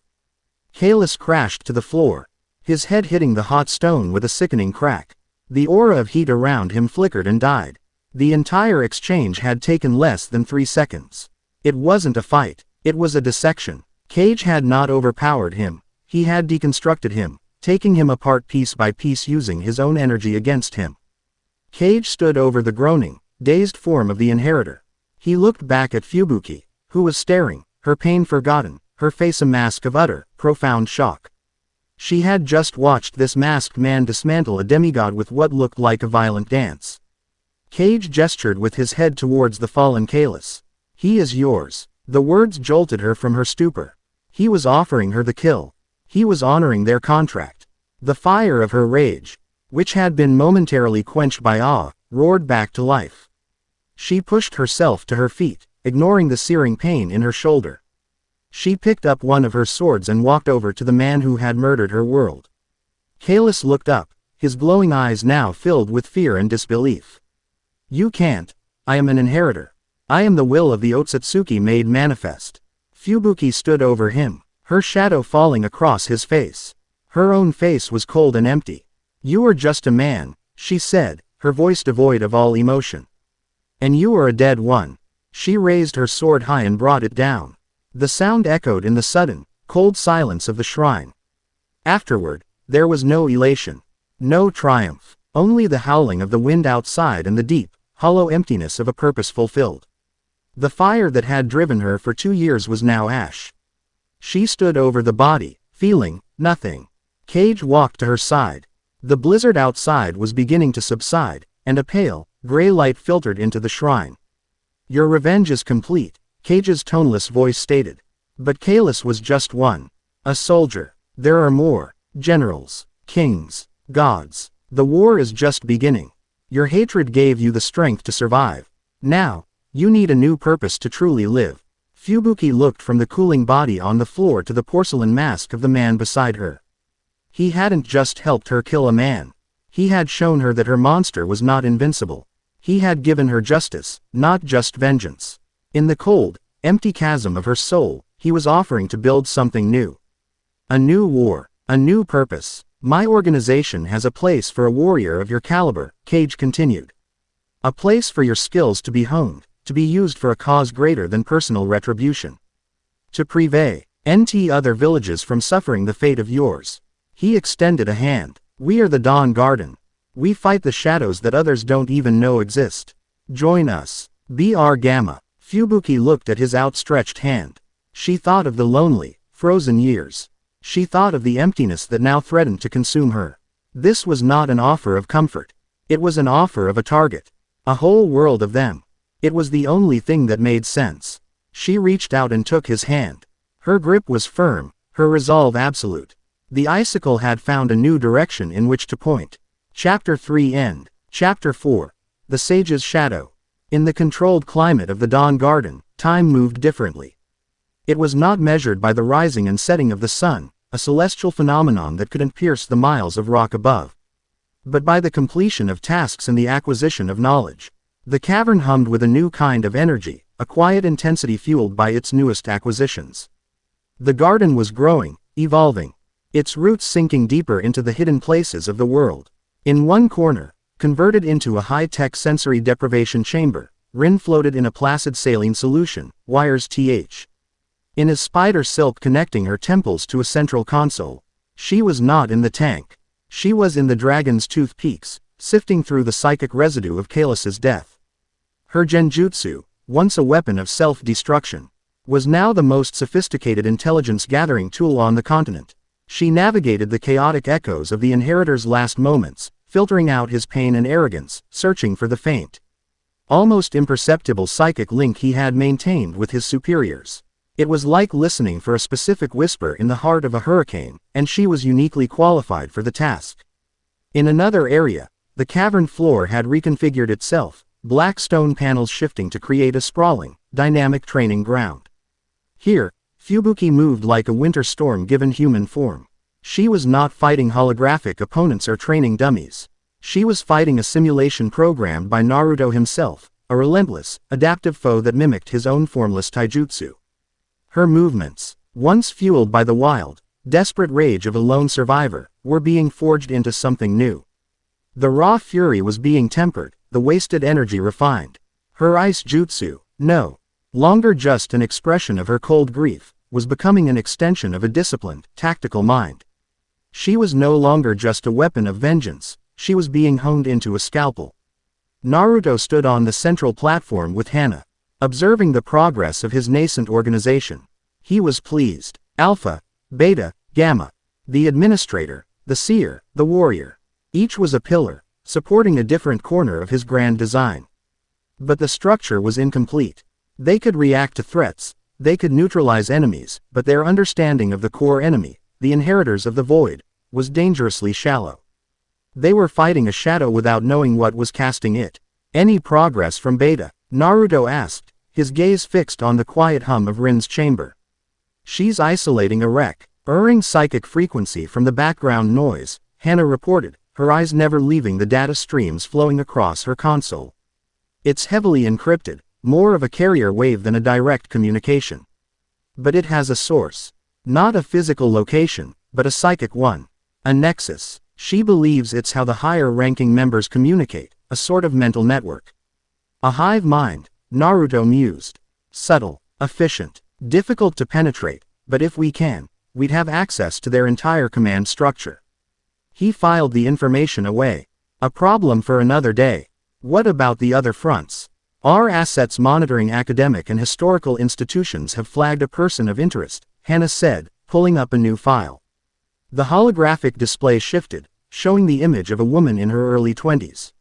She had warm, olive skin, and a cascade of dark, curly hair was tied back in a practical but slightly messy bun. Her eyes, a striking shade of amber, were alight with an intense, scholarly curiosity. She was dressed not in shinobi fatigues or noble silks, but in the durable, travel-worn clothes of a field researcher. Amara of Ostra, Hannah began. A non-shinobi, a prodigy in the fields of archaeology, linguistics, and comparative mythology, she operates out of the free city of Ostra, a neutral territory famous for its grand archive. She has no known political affiliations. Her only loyalty is to history. What's her connection to our interests? Naruto asked, intrigued by the introduction of a purely intellectual player. 2 weeks ago, she submitted a formal request to the archive for access to the pre-unification records, specifically any texts related to the Sage of Six Paths that predate the founding of the shinobi villages. The request was denied. The records are sealed under international treaty. However, Hannah paused, highlighting a second file. We intercepted her private correspondence. She has been funding her own expeditions for years. She has uncovered multiple sites that predate any known civilization. Her thesis is radical. Hannah brought up a transcription of Amara's notes. They were dense, brilliant, and to anyone in a position of power, deeply heretical. She posits that the Sage of Six Paths was not the beginning of chakra, but the end of something else. She speaks of a pre-chakra paradigm, a time when humanity's development was not tied to internal energy. Her research connects the sage's arrival with a celestial schism and an ontological crisis that reset human history. She's found archaeological evidence of technology and astronomy that is impossibly advanced for the eras she's excavating. Hannah looked at Naruto, her expression serious. She is, without knowing it, describing the arrival of the Otsutsuki and the subsequent alteration of humanity's path. Naruto's blood ran cold. This woman, with no chakra, no jutsu, no grand power, had come closer to the fundamental truth of their world with shovels and books than any shinobi had with their sensory abilities. She was a genius, and a genius who dug in the wrong places was a threat. The inheritors, Naruto said, a statement, not a question. Hannah nodded grimly. They know about her. Her most recent dig unearthed a text she couldn't translate. She made inquiries on the academic black market. The inquiry was flagged by one of their sleeper agents. An assassination team has been dispatched to Ostra. They're professionals, likely from a defunct Black Ops unit now working as mercenaries. Their orders are to eliminate her and sanitize her research. They are scheduled to arrive in Ostra in 2 days. Quote, Naruto looked at Amara's picture, at the vibrant life and fierce intellect in her eyes. The inheritors weren't just killing a person, they were burning a library. They were destroying knowledge that threatened their narrative. This is not a mission for Cage's brutality or Beta's subtlety, he decided instantly. Ostra is neutral ground. A public fight would draw too much attention. An open kidnapping would create a diplomatic incident. We need to acquire the asset without revealing our hand to either Ostra's authorities or the inheritors. He looked at Hannah. Prepare a new identity for me. A traveling scholar from a minor, unaffiliated land, specializing in dead languages. My cover will be that I am also in Ostra to petition the Grand Archive. And find me a room at an unassuming inn. Preferably one with a structurally sound foundation and no immediate neighbors. I have a fuinjutsu in mind. The free city of Ostra was a riot of sensory information. Perched on the edge of a great natural harbor, it was a true crossroads of the world, a place where the rigid, militaristic cultures of the shinobi nations bled into the merchant empires of the south and the nomadic tribes of the west. The air smelled of 1,000 different things at once: the sharp tang of sea salt, the sweet perfume of exotic spices, the smell of grilling fish, wet cobblestones, and the dry, musty scent of paper from the countless book stalls. The architecture was a chaotic but beautiful blend of styles: sturdy, stone buildings from the northern lands huddled next to graceful, open-air teahouses and vibrant, tile-roofed pagodas. The soundscape was a polyglot symphony, a dozen languages weaving together in a constant, energetic hum. Naruto walked through these streets, a ghost of a different kind. He was not the boisterous fool of Konoha, nor the terrifying phantom of the shadows. He was no one. A man of average height and build, with his hair dyed a dull brown, and his bright blue eyes shielded by tinted spectacles. His clothes were simple, the well-made but unremarkable attire of a man who spent more money on books than on fashion. He was utterly, completely forgettable. He spent the first day embedding himself in the city's rhythm. He visited the Grand Archive, a colossal building of white marble that dominated the city's skyline, and dutifully submitted his forged petition. He spent hours browsing the book markets, his fingers tracing the spines of ancient texts, his mind effortlessly absorbing their contents. All the while, one of his shadow clones, perfectly disguised as a street urchin, was tracking Amara. She was exactly as her file had described: driven, brilliant, and completely oblivious to the danger that was circling her. She spent her days in the public sections of the archive, cross-referencing maps and texts, and her evenings in a small, cluttered apartment above a bakery, surrounded by stacks of books and meticulously labeled artifacts. The assassins arrived on the second day. Naruto's network of clones, disguised as beggars, dockworkers, and city guards, flagged them instantly. 3 of them. They moved with the quiet efficiency of professionals, splitting up to observe Amara's apartment from 3 different angles, mapping her routine, waiting for the perfect moment to strike, late at night, when the streets were empty. Naruto was ready. He had rented a small, windowless storage room in the basement of a quiet inn a few blocks from Amara's apartment. The innkeeper, a grumpy old man, had been happy to take the extra money for the useless space. For the past day, Naruto had been turning that room into a trap and a sanctuary. The walls, floor, and ceiling were now covered in an invisible, interlocking web of the most complex fuinjutsu he knew. It was not a prison. It was a pocket dimension. A stable, self-contained reality folded into the space of a 10 by 10 room. That night, as the city began to settle into a quiet slumber, the assassins made their move. They converged on the alley behind the bakery, moving like wraiths. One produced a set of lockpicks, while the other 2 stood guard. From a rooftop opposite, Naruto watched. He raised a single hand. He was not going to fight them. Fighting was messy. Instead, he activated a series of pre-placed seals. The lockpick expert suddenly froze, his hand hovering over the lock. His eyes went wide with confusion. He looked at his companions, but they were no longer there. He was alone in the alley. He shook his head, thinking he was seeing things. When he looked back, he was standing in the middle of a bustling fish market, the midday sun beating down on him. A low-level, looping genjutsu, triggered by proximity to the door. He was now effectively removed from the board, trapped in a 5-minute loop of confusion. The other 2 assassins found themselves suddenly plunged into absolute darkness and silence. A sensory deprivation seal, sucking all light and sound from the immediate vicinity. They drew their weapons, their training screaming at them, but they were blind, deaf, and disoriented. Before they could react, 2 figures dropped from the rooftops above, shadow clones. The clones didn't engage in a flashy battle.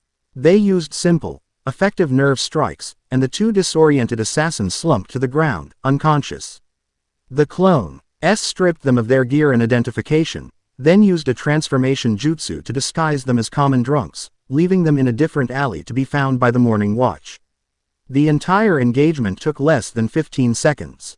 It was silent, clean, and left no witnesses. Now, for the main event. Naruto flickered from the rooftop and appeared at Amara's door.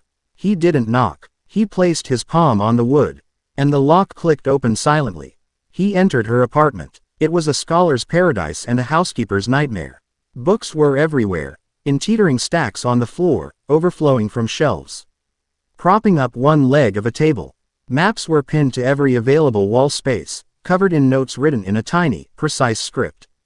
Artifacts, pottery shards, pieces of carved stone, fragments of metal, were laid out on every surface. The air smelled of old paper, ink, and the faint scent of cinnamon from the bakery below. Amara was asleep at her desk, her head resting on an open book. Her breathing soft and even. Her face, in repose, had lost its fierce intensity and looked younger, more vulnerable. Naruto felt a pang of regret for what he was about to do. He moved to her side and gently placed 2 fingers on her neck. It wasn't an attack, it was a specialized chakra pulse, designed to induce a state of deep, dreamless sleep for exactly 10 minutes. She didn't even stir. He gathered her current research notes, and a particularly intriguing star chart into his arms, and slipped back out into the night. When Amara awoke, she was no longer in her apartment. She was in a room that defied logic. There were no windows, no doors. The walls were lined with smooth, dark wood, and the only light came from soft, glowing scripts embedded in the ceiling. The air was perfectly still, silent, and smelled of old, precious books. In the center of the room was a simple table and 2 chairs. And sitting in one of those chairs, calmly sipping a cup of tea, was the nondescript scholar she had noticed earlier at the archive. Her reaction was not fear. It was pure, unadulterated indignation. "Where am I?" she demanded, her voice sharp, her amber eyes flashing. "Who are you? And what have you done with my research?" Naruto took a slow sip of his tea before answering. He gestured to the chair opposite him. "Please, sit. Your research is on the table. You are in a safe place.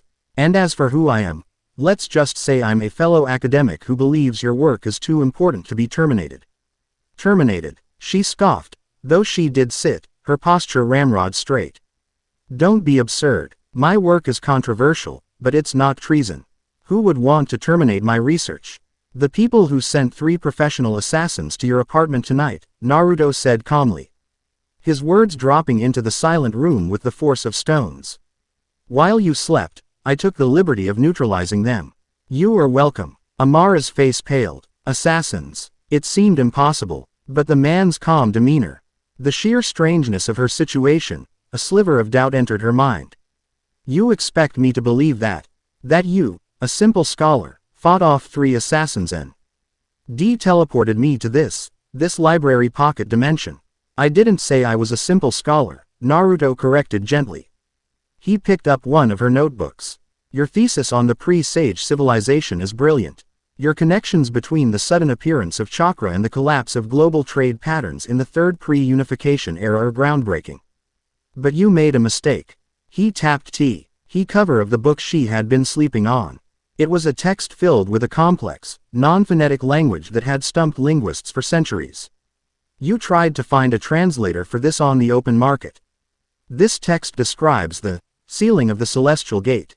It's a first-hand account of the Otsutsuki arrival. The people who sent those assassins do not want this translated. They are the descendants, the worshippers, of the very beings this book condemns." Amara stared at him, her mind struggling to process his words.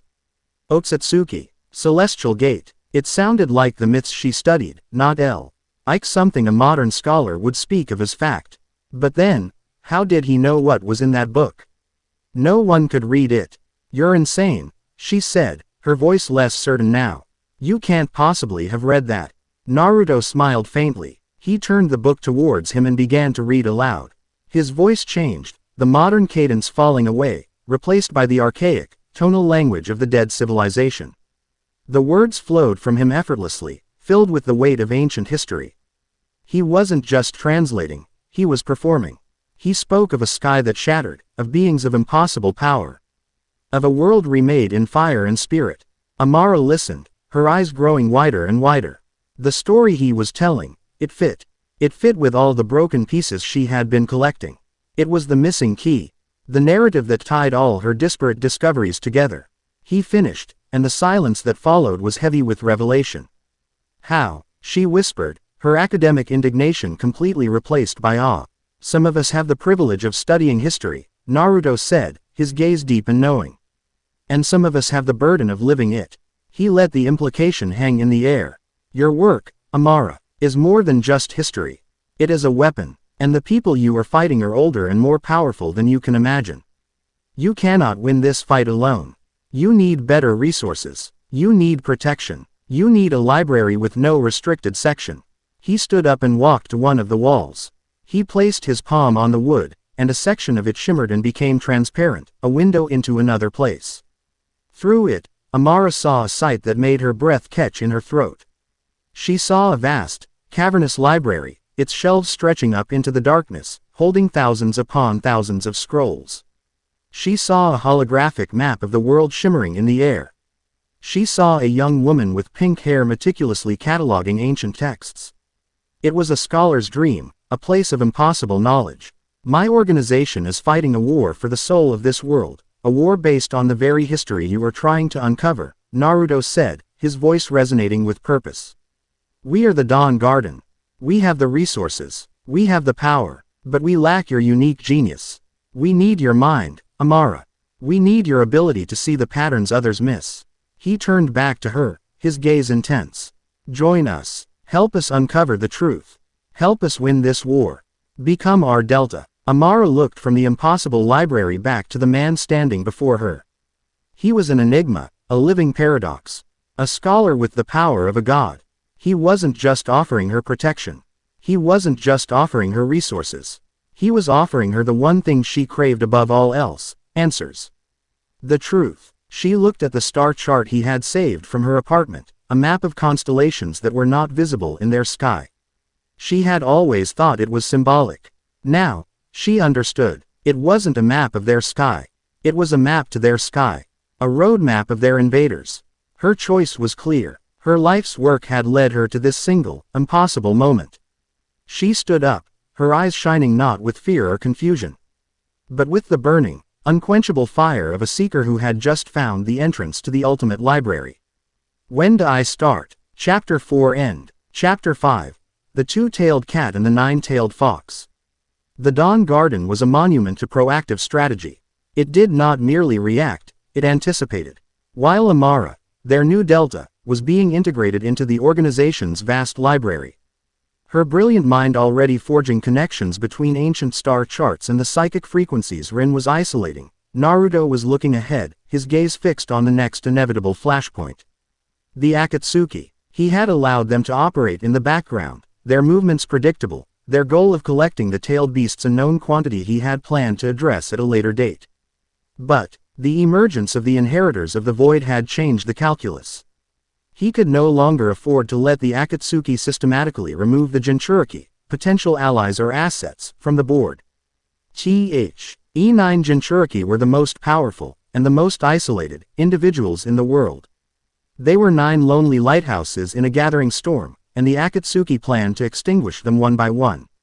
Naruto intended to get to them first. Not all of them. Some were too well integrated, too loyal to their villages. But some were merely assets. Weapons in a gilded cage. His focus settled on a name, a village, and a beast. Yugito ni Kumogakure. The Nibi, the two-tailed monster cat. Alpha. Naruto's voice was calm, but it cut through the quiet hum of the command center. Bring up the AC. Tive file on Jinchuriki Yugito ni and Kumogakure's internal security protocols. Hana, ever efficient, was already ahead of him.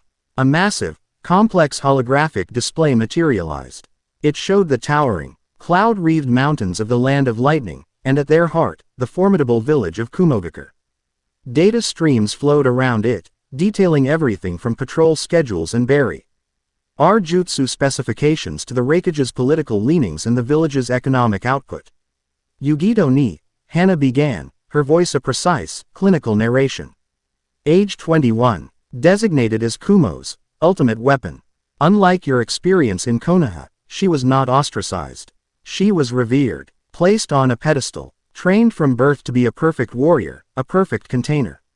Her life is a meticulously managed schedule of training, missions, and debriefings. She is afforded every luxury, every material comfort. She is also under constant surveillance and has no personal freedom.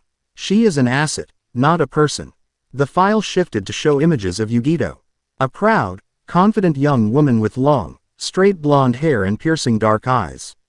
In every photo, she carried herself with a fierce, almost arrogant poise. She looked unbreakable. Naruto knew better. A cage made of gold is still a cage. The Akatsuki have already taken the Ikibi from Tsuna's cage, Naruto stated, his eyes narrowing as he studied Yugito's profile. According to their likely pattern of movement, the Nibi will be their next target. We cannot allow them to succeed. An extraction? Hana queried, though she already knew the answer. Kumogakure's security is second only to Konoha's. The village is a natural fortress, enhanced by some of the most advanced barrier ninjutsu and sensory networks on the continent. Their shinobi are disciplined, powerful, and utterly loyal to their raikage. A direct assault is impossible. We will not use a direct assault, Naruto replied, his mind already weaving a complex web of strategy. We will not fight their strength. We will use it against them. Kumogakure's pride is in their power, their impenetrability. We will make them believe they are succeeding, right up until the moment they have already failed. Quote, he began to pace the edge of the platform, his mind a whirlwind of calculation. This mission required a new level of sophistication. It would be a symphony of deception. And every member of the Dawn Garden would be an instrument. Alpha, he began, his voice now crisp with command, I need you to create a legend. A ghost story. We will fabricate a series of intelligence leaks. Small ones at first, pointing to a new, rising bounty hunter organization specializing in high-value targets. Give them a name. Let's call them the Tsushigumo Syndicate. Drip these leaks into the black market. In places Kumo's intelligence division is known to monitor. Make them seem credible, but slightly clumsy, as if the new organization is still finding its feet. Hana's fingers began to fly across her console. Consider it done. The legend of the Tsushigumo Syndicate is being born. Beta, Naruto said, turning his attention to Rin's chamber. He spoke into a comms link. I need you to be our early warning system. I want you to extend your senses towards the land of lightning. I don't want you to penetrate their security. Just listen to the ambient noise. The Akatsuki members assigned to this task will be Hidan and Kakuzu. Their chakra signatures are grotesque, unforgettable. The moment they cross into the land of lightning, I need to know. Rin's voice, calm and ethereal, came back through the speaker. I will be your whisper on the wind, Naruto-kun. Gamma, he addressed Fubuki, who had paused her training, her icy eyes fixed on him. You are my contingency. Kumo's elite often use lightning release chakra mode. Your ice is a natural insulator and a direct counter to their speed if things go sideways. You will be part of the extraction team, but your role is defensive. You are the wall they will break themselves against if they get too close. Fubuki gave a single, sharp nod. A new purpose, a new mission. It was all she needed. Delta, he said to Amara, who was observing the proceedings with wide, fascinated eyes. I need a cultural and psychological profile of Yugito ni. Everything. Her likes, her dislikes, her known personality traits based on mission reports. Kumo sees her as a weapon. I need to see the person they have tried to bury. Your analysis will shape my approach after the extraction. Amara pushed her glasses up her nose, a spark of intense academic fervor in her amber eyes. I will dissect her history and give you the woman behind the legend. Finally, Naruto looked back at the map of Kumogakure. And I, he said softly, will be the bait, the hook. And the fisherman. His plan was audacious. He wouldn't try to sneak into Kumogakure. He would let them invite him in. He would present himself as a threat so obvious, so blatant, that it would draw their entire security apparatus towards him, while his real objective was achieved through a quiet side door. He would become the perfect distraction. 2 weeks later, the plan was in motion. The myth of the Tsushigumo Syndicate was spreading through the underworld, a tale of a brash, powerful new group targeting cage-level shinobi for sport and profit. Small, verifiable pieces of information, the location of a Kumo safe house, the patrol route of a border guard, were leaked, just enough to make Kumo's intelligence division take the threat seriously. They were watching, their pride pricked. They were expecting an attack. And then, the whisper came. Rin's voice, a soft chime in Naruto's mind. They're here. The zombie and the miser. They have entered the land of lightning. The clock was ticking. The Akatsuki were on the board. It was time for the bait to show itself. A figure appeared on a high mountain pass, a day's journey from Kumogakure. He was a tall man, cloaked in black, his face hidden by a stylized porcelain mask of a snarling Oni. This was not the elegant fox of Cage. This was a brute, the supposed leader of the Tsushigumo syndicate. He made no attempt to hide his chakra. A massive, turbulent signature that roared like a bonfire, deliberately designed to be provocative and unsophisticated. It screamed, "Invader!" Kumo's sensory net lit up like a Christmas tree. Within minutes, a patrol squad of 4 elite Shunin, led by a Junin named Karui, flickered into existence on the pass, surrounding the masked figure. "You are trespassing on Kumogakure territory," Karui stated, her hand resting on the hilt of the long sword strapped to her back. "State your name and purpose." The masked figure, a shadow clone of Naruto playing its part to perfection, chuckled, a deep, arrogant sound. "You can call me Oni. And my purpose is to test the strength of your village. I hear you have a precious weapon, a Jinchuriki. I think she'd fetch a fine price." Karui's eyes narrowed. "So, the rumors were true. You're a fool. You will not leave this mountain alive." "We'll see," Oni grunted, and charged. The fight was a carefully choreographed piece of theater. The clone fought with immense power but a complete lack of subtlety. He used brute force, smashing rocks and leaving craters, his movements powerful but predictable. He was strong enough to hold off all 5 Kumo nin, but clumsy enough to make them believe they had the upper hand. He was the perfect arrogant villain. While Karui and her team were engaged in a loud, flashy battle on the mountain pass, the real operation was taking place miles away, at a secondary water intake for the village. It was a less guarded area, a simple grate set into the side of the mountain. While the village's primary sensors were focused on the massive chakra signature of Oni, the true Naruto, his own chakra suppressed to the level of a rock, approached the grate.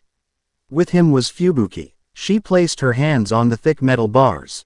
She didn't try to break them. She simply channeled her chakra, and a delicate frost spread across the metal.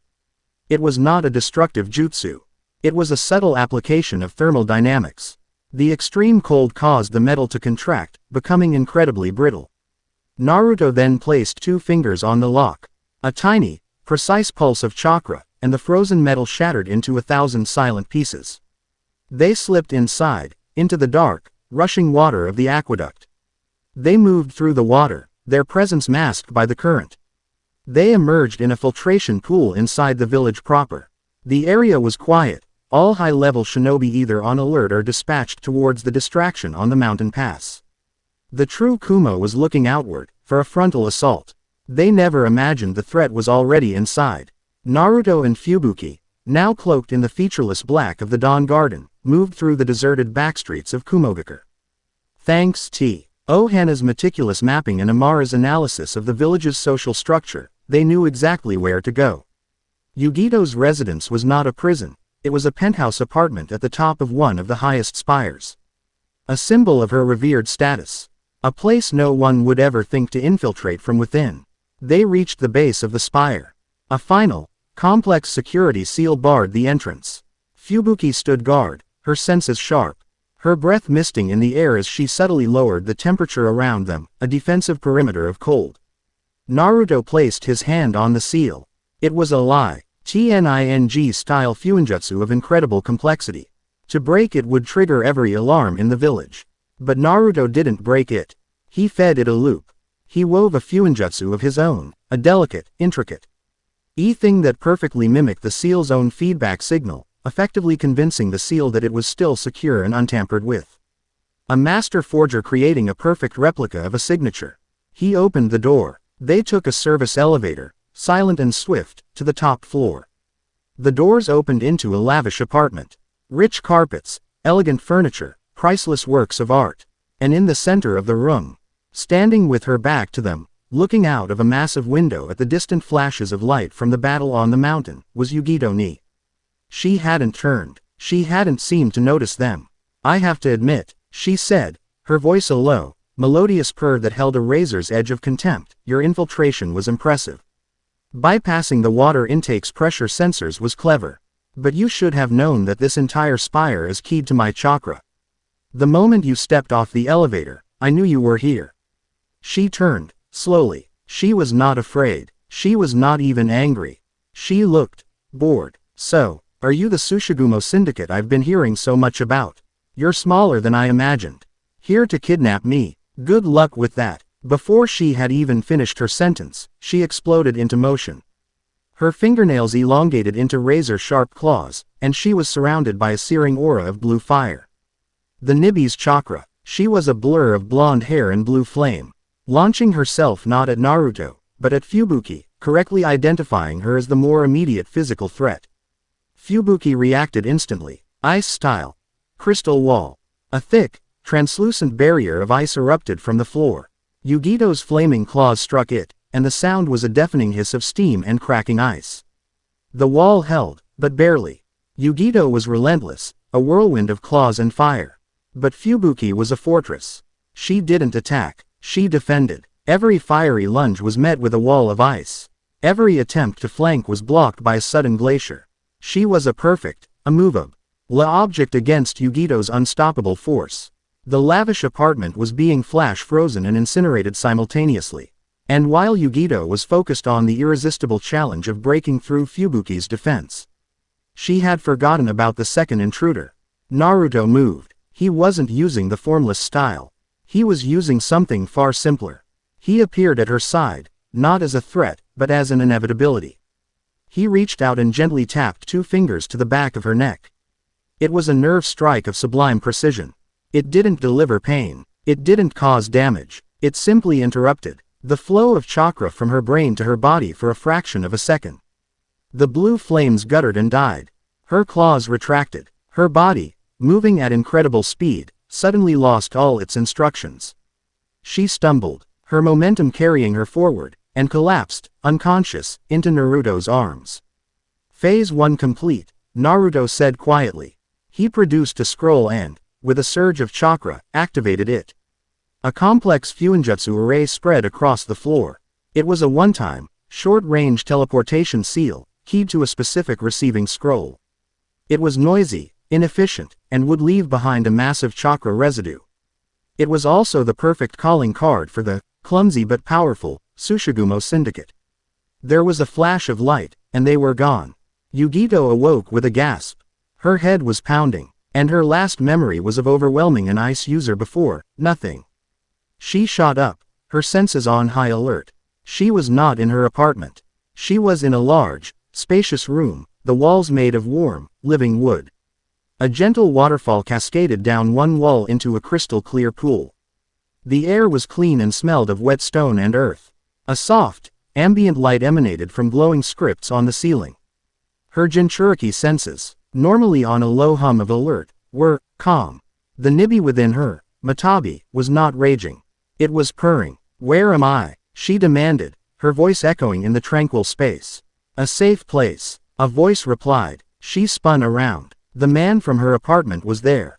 He had removed his mask. He was young, shockingly so, with bright blonde hair and the deepest blue eyes she had ever seen. He was dressed in simple, comfortable clothes and was sitting calmly in a chair, watching her. There was no malice in his eyes, only a quiet, steady patience. "Don't give me that nonsense," she spat, falling back on her ingrained arrogance. "You kidnapped me. You're a terrorist, an enemy of Kumogakure. The Tsushigumo Syndicate does not exist," he said calmly. "The man your comrades are fighting on the mountain is a clone that will dissipate in 5 minutes. The Akatsuki were 10 hours from your doorstep. We intervened." Her mind reeled. A clone. The Akatsuki. It was a plausible lie. But she wouldn't give him the satisfaction. "And I'm supposed to believe you. You, a Konohanin." She sneered, noticing the faint outline of a leaf symbol on the simple circlet holding back his hair. "You don't have to believe anything I say," he replied, unperturbed. "But perhaps you'll believe him." He closed his eyes for a moment. When he opened them, they were no longer blue. They were a burning, blood red, with a vertical slit for a pupil. The Kyuubi's eye. The pressure in the room changed, an ancient, overwhelming power flooding the space, a power that made the Nibi's own feel like a candle next to a bonfire. Yugito stumbled back, her breath catching in her throat. She had felt that power before, in stories, in nightmares. The nine-tailed fox. The man's eyes returned to their normal blue. My name is Naruto Uzumaki. And like you, I am a Jinchuriki. The revelation hit her with the force of a physical blow. A Jinchuriki. This boy, this kidnapper who had outsmarted our entire village, was one of her own kind. The shared identity was a key she had no defense against. Why? She whispered, her voice losing its hard edge for the first time.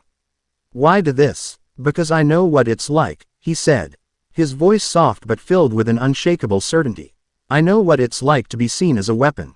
To be feared. To be put on a pedestal. Konoha ostracized me. Kumogakure revered you. But it's the same thing, isn't it? They're just different ways of saying, you are not one of us.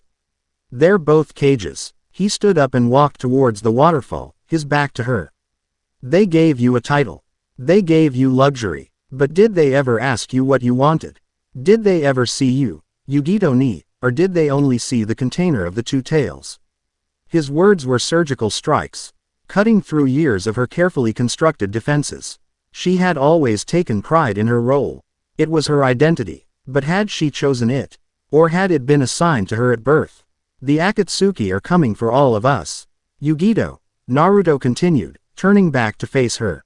They want to extract the tailed beasts, and they don't care if the host survives. Your village would have thrown you at them, a weapon to be spent. I am offering you something else. A choice. A choice to do what? Be your prisoner. She shot back, a flicker of her old fire returning. To be our ally, he corrected. To be a founding member of an organization dedicated to protecting the world from the shadows your village doesn't even know exist. To use your power on your own terms. To be a person, not a symbol. He gestured to the room around them. This is not a prison. This is a sanctuary, designed by Jinchuriki, for Jinchuriki. You can leave whenever you want. The door is unlocked, but out there, he nodded vaguely towards the world outside, the Akatsuki are hunting you. And your village will see your return not as a rescue, but as a failure of their prize weapon. They will put you in a new cage, a stronger one this time. He walked to the door and slid it open, revealing a simple hallway. The choice is yours. Stay here, learn the truth, and fight for a real cause. Or walk out that door and take your chances alone. He left, closing the door behind him, leaving her alone in the quiet, tranquil room. She stood there, her mind a maelstrom of conflicting emotions. Her pride, her loyalty, her entire identity had been challenged. The boy, Naruto Uzumaki, hadn't threatened her. He hadn't tried to break her will. He had simply opened the door to her cage and shown her the sky. She walked to the waterfall, dipping her hand into the pool. She felt the calm, steady chakra of the place seeping into her, soothing the agitated spirit of Matabi within. For the first time in her life, she felt quiet. She felt safe. She was Yugito ni of the cloud, a proud kunoichi, a perfect Jinchuriki. And for the first time in her life, she had no idea who she was supposed to be. And that terrified, and thrilled, her more than anything else. She did not walk out the door. Chapter 5 End. Chapter 6. The Whispering Woods. The atmosphere within the Dawn Garden had shifted. It was no longer the silent sanctuary of two, nor the focused triad of a command structure. It was becoming something more complex, more vibrant, and occasionally, more volatile. The addition of Delta and Epsilon had introduced new, powerful dynamics. Amara's insatiable curiosity was a constant, gentle hum, her mind a whirlwind of connection and discovery that seemed to energize the very air of the library. Yugito, however, was a storm front held in reserve, a crackle of static electricity that promised lightning. Her first 3 days were a silent, prowling tour of her new gilded cage. She tested its boundaries with the methodical patience of a predator exploring a new territory. She found the state-of-the-art training facilities, the expansive library, the advanced medical bay, and the communal living quarters that were more luxurious than her penthouse in Kumogakure. She also found that there were no locks on her doors, no guards at her heels, no overt surveillance monitoring her every move.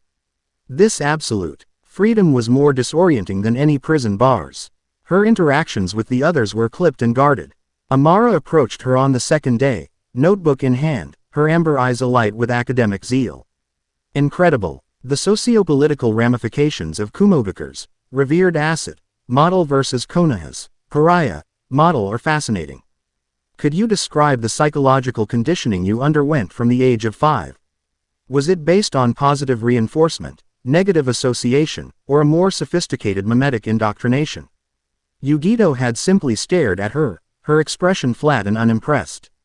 Are you asking me if they gave me treats or hit me with a newspaper? She'd retorted, her voice dripping with sarcasm. Amara, flustered but undeterred, had simply jotted down, employs Cine. Cal deflection, and continued her questioning. Her encounter with Fubuki was one of silent, mutual appraisal. They passed each other in the corridor leading to the training grounds.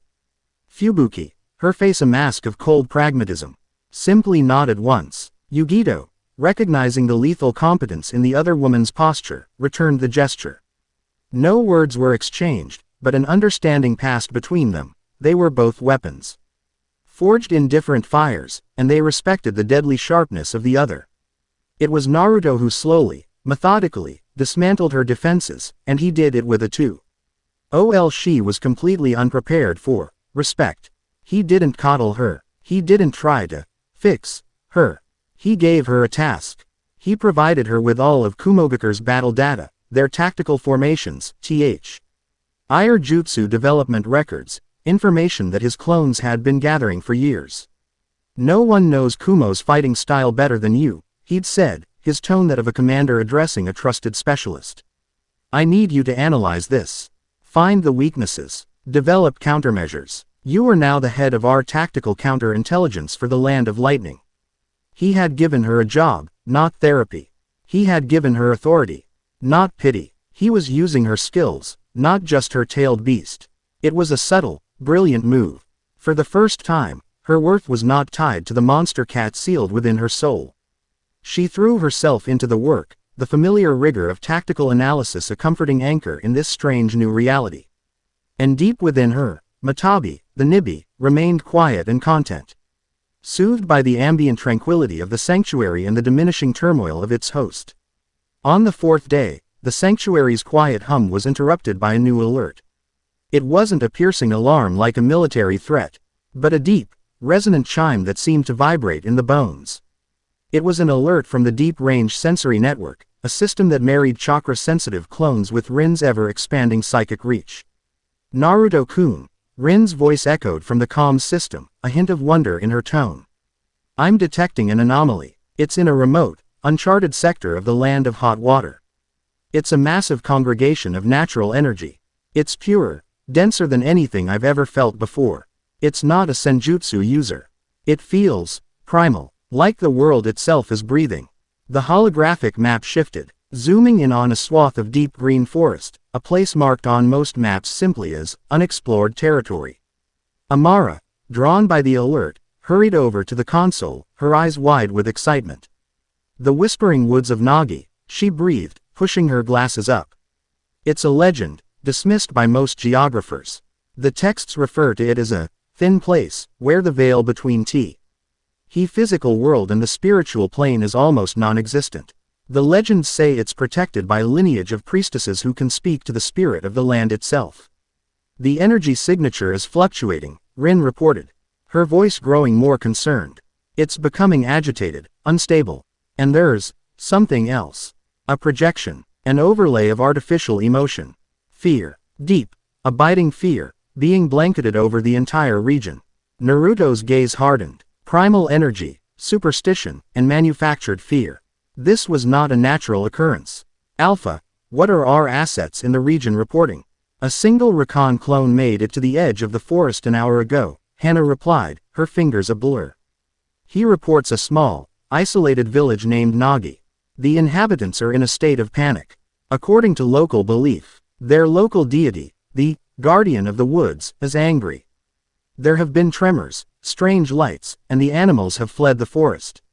She paused, her voice grim. To appease the guardian, the village elders have decreed a sacrifice.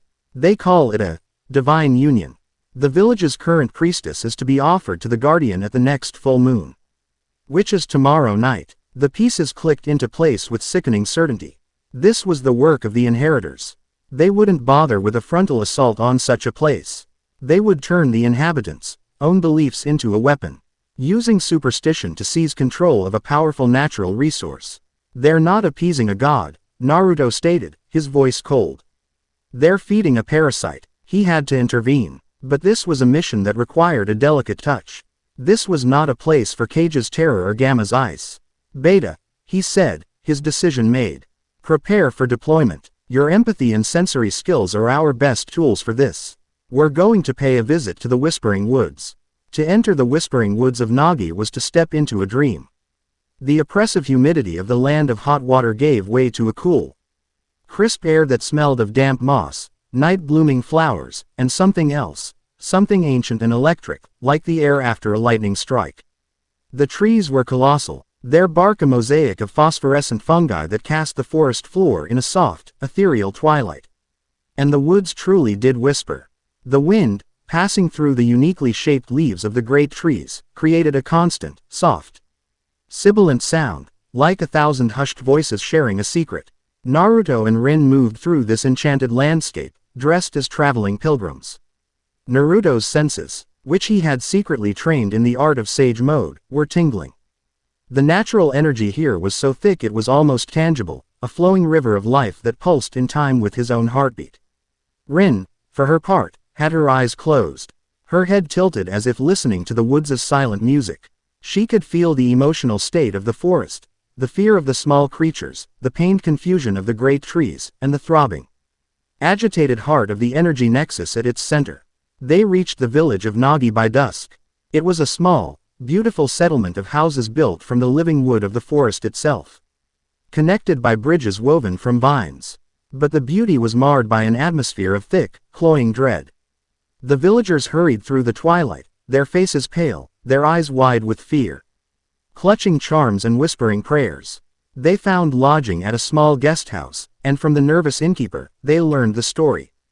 The guardian had always been a benevolent protector. But weeks ago, a holy man, a wandering ascetic, had arrived, claiming to be able to interpret the guardian's will.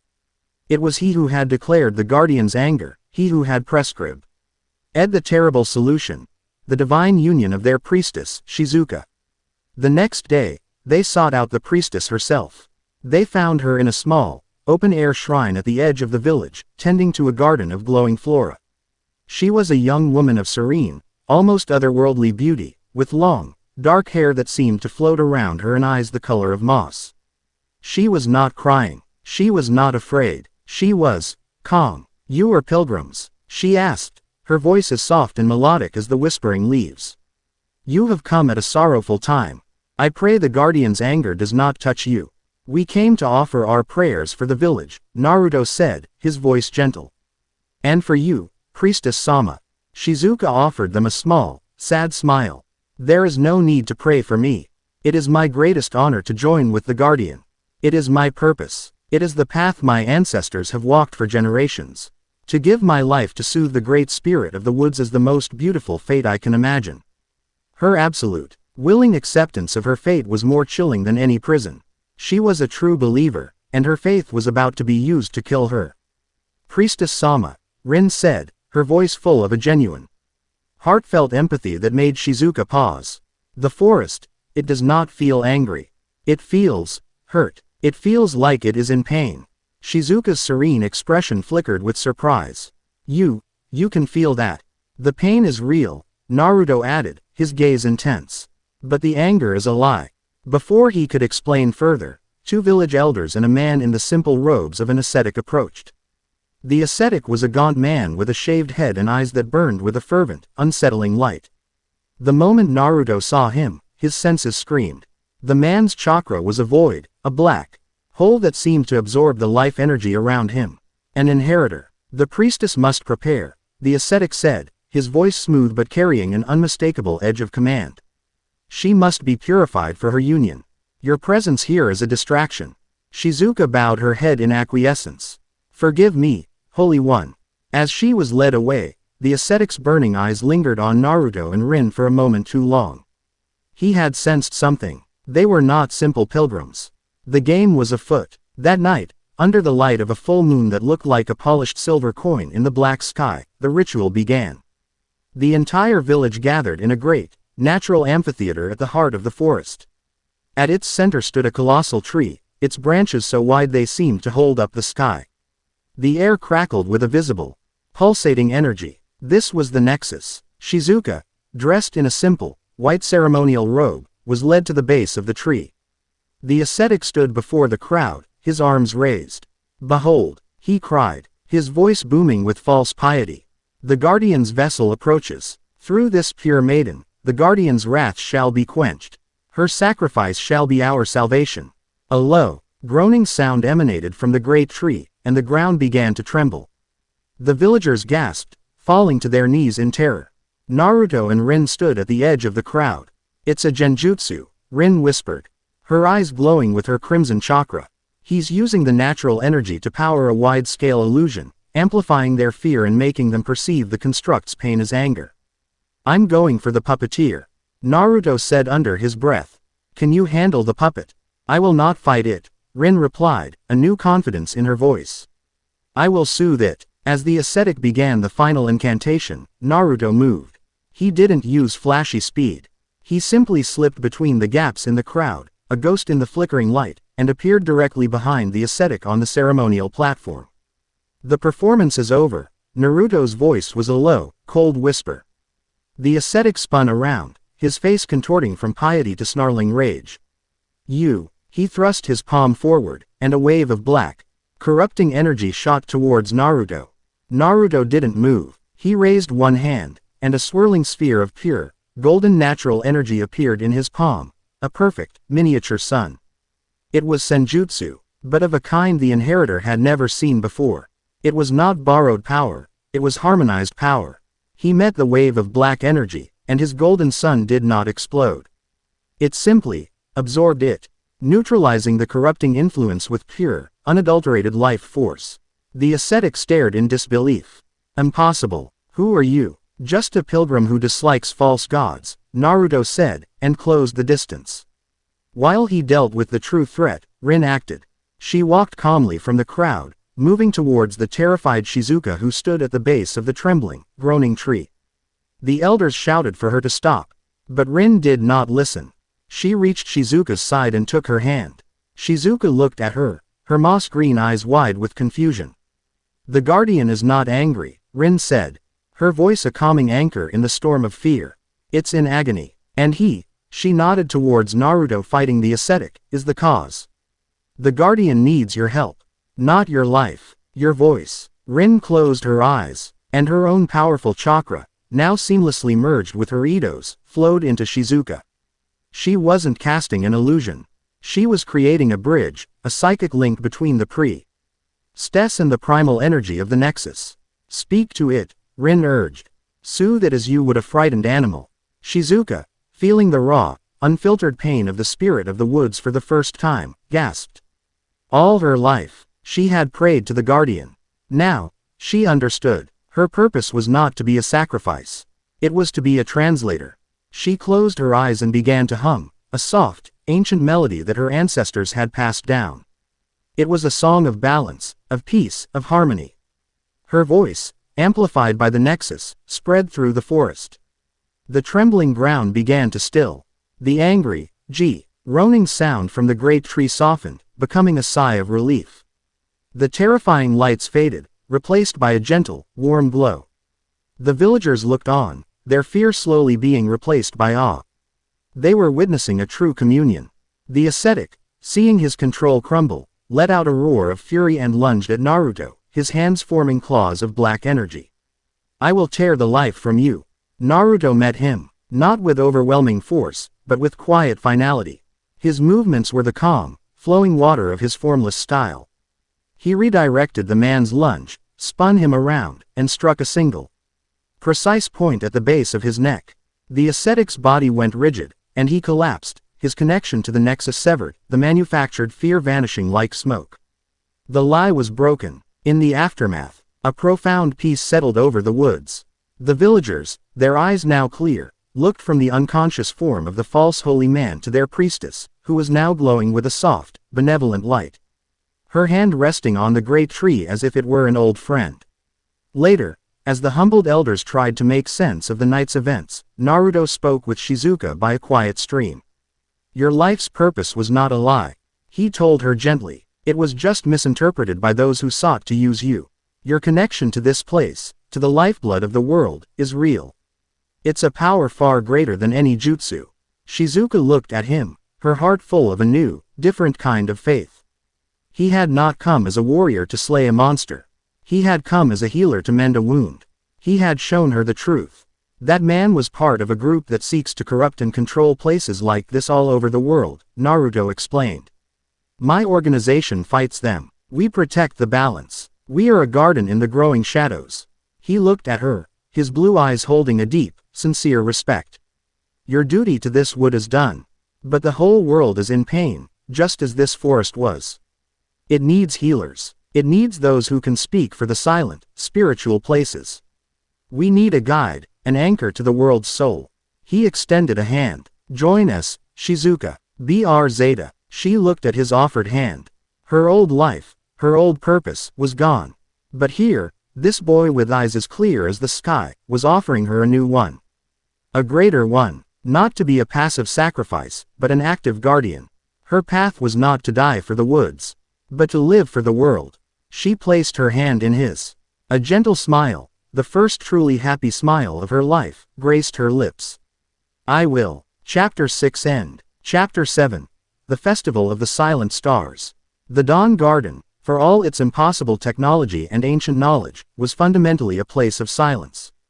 It was a silence born of purpose, of focus, a deep and resonant quiet that allowed for the careful consideration of monumental things. But for the past week, that silence had been punctuated by the sharp, sarcastic drawl of Yugito ni, a discordant note in an otherwise perfect symphony. Let me get this straight, she said, leaning against the central command console with a deliberate, challenging indolence. She addressed Naruto, but her words were for the entire room. Konoha is throwing a party. A big one. And your grand strategy is for us to, what? Mingle, eat candied apples, try to win a goldfish. She was dressed not in her Kumo flak jacket, but in stylish, dark civilian clothes that still managed to look like a uniform. Her arms were crossed, her posture a cocktail of boredom and contempt. It was her default setting, the armor she wore against a world that had always treated her as an object. Opposite her, Amara was practically vibrating with excitement, her amber eyes wide behind her spectacles. It's not just a party, Epsilon. The festive Owl of the Silent Stars is one of the oldest post-unification ceremonies. It's a fascinating blend of Shinto animistic remembrance rituals and modern nationalistic propaganda. And more importantly, on the final night, the Konoha Vault of Cultural Heritage is opened for a traditional purification ritual. It's the only time of year these artifacts are accessible. See, party with a side of dusting, Yugito shot back, unimpressed. The problem, Naruto said, his calm voice cutting through the impending debate, is that the inheritors of the void also seem to be interested in Konoha's dusting schedule. He gestured to the holographic display. Hana, ever serene, brought up the relevant intelligence. It was a complex web of intercepted whispers, financial transactions flagged by their economic monitoring clones, and psychic ripples that Rin had detected on the edges of the Land of Fire. 3 known inheritor agents have entered the Land of Fire under deep cover, Hana explained, her voice a calm counterpoint to Yugito's sarcasm. They are not warriors. They appear to be infiltration specialists. Their objective, we believe, is the theft of a specific artifact from the vault during the purification ritual. The Star Reader's astrolabe. Amara gasped, her academic enthusiasm overriding her caution. The astrolabe, of course. It's officially catalogued as a decorative celestial navigatio tool from the first Hokage's personal collection. But my research into pre-chakra astronomy suggests it's far older. It doesn't map stars. It maps planetary chakra pathways. It's a key, a device Chi could lead its user to every major natural energy nexus on the continent, or to every Jinchuriki. The room fell silent. Yugito's sarcastic smirk finally vanished, replaced by a grim understanding. A device that could find her. That could find Naruto. So we crash the party and break their legs, Fubuki stated from the corner where she had been silently sharpening her blades. It wasn't a question. It was a solution. Simple. Direct. No, Naruto said, shaking his head. The vault's security is layered with Anbu, barrier seals, and the Hokage's personal guard during the ritual. A direct fight is exactly what they'd expect from a rival organization. It would expose us, and it would put Konoha on high alert. We will not be a storm. We will be the gentle breeze that goes unnoticed. He began to pace, his mind weaving the intricate threads of the operation. This will be a mission of absolute subtlety. Our objective is not to stop them from stealing the astrolabe. Our objective is to let them steal a fake astrolabe. One that we will put in place of the real one, without them, or Konoha, ever knowing the switch was made. He looked around the room, his gaze resting on each of them. This will require every one of you. Every skill, every talent, working in perfect synchronicity. The plan unfolded, a masterpiece of deception. Alpha, Naruto commanded, you are the conductor. From here, you will monitor all communications. All sensory data. You are the nexus of this operation. Hana nodded, her fingers already dancing across her console. Beta, he said to Rin, who stood quietly, her shy demeanor belying the immense power she now wielded. The festival will be a cacophony of emotion and chakra. For you, it will be a symphony. I need you to be our eyes and ears on a psychic level. Isolate the inheritor agents. Track their intent. When the time comes, I'll need you to create a momentary sensory dead spot around the vault, a psychic illusion so subtle even Konoha's best sensors won't notice it. Rin's crimson-flecked eyes met his, and she nodded, a silent promise of her absolute focus. Gamma, he turned to Fubuki. You are our ghost. You will not be seen. You will haunt the rooftops around the vault. If any physical altercation becomes unavoidable, you are the blade in the dark that ends it before it begins. Fubuki's grip tightened on the hilt of her sword. This was a language she understood. Delta, he addressed Tamara, you will be our expert on the ground. You'll be disguised as a visiting historian from Astra, a role you were born to play. Your official pose is to petition for a closer look at the artifacts. You will provide the final confirmation on the astrolabe's exact location and the nature of its protective seals.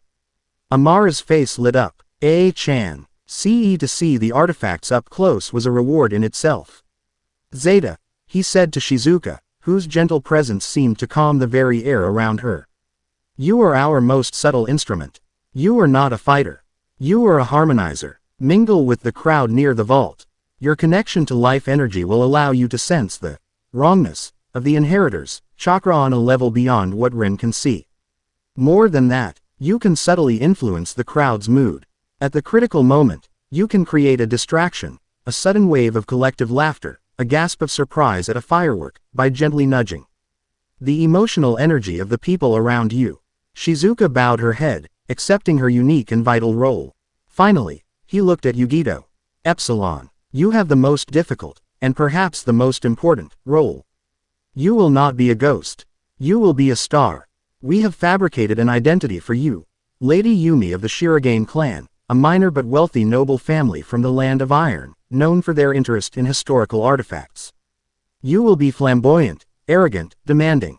You will use your natural pride and charisma to get as close to the vault as possible. Charm the guards, question the curators, make a scene. You will be a distraction of the highest order, a beautiful, glittering fly that draws the spiders' attention.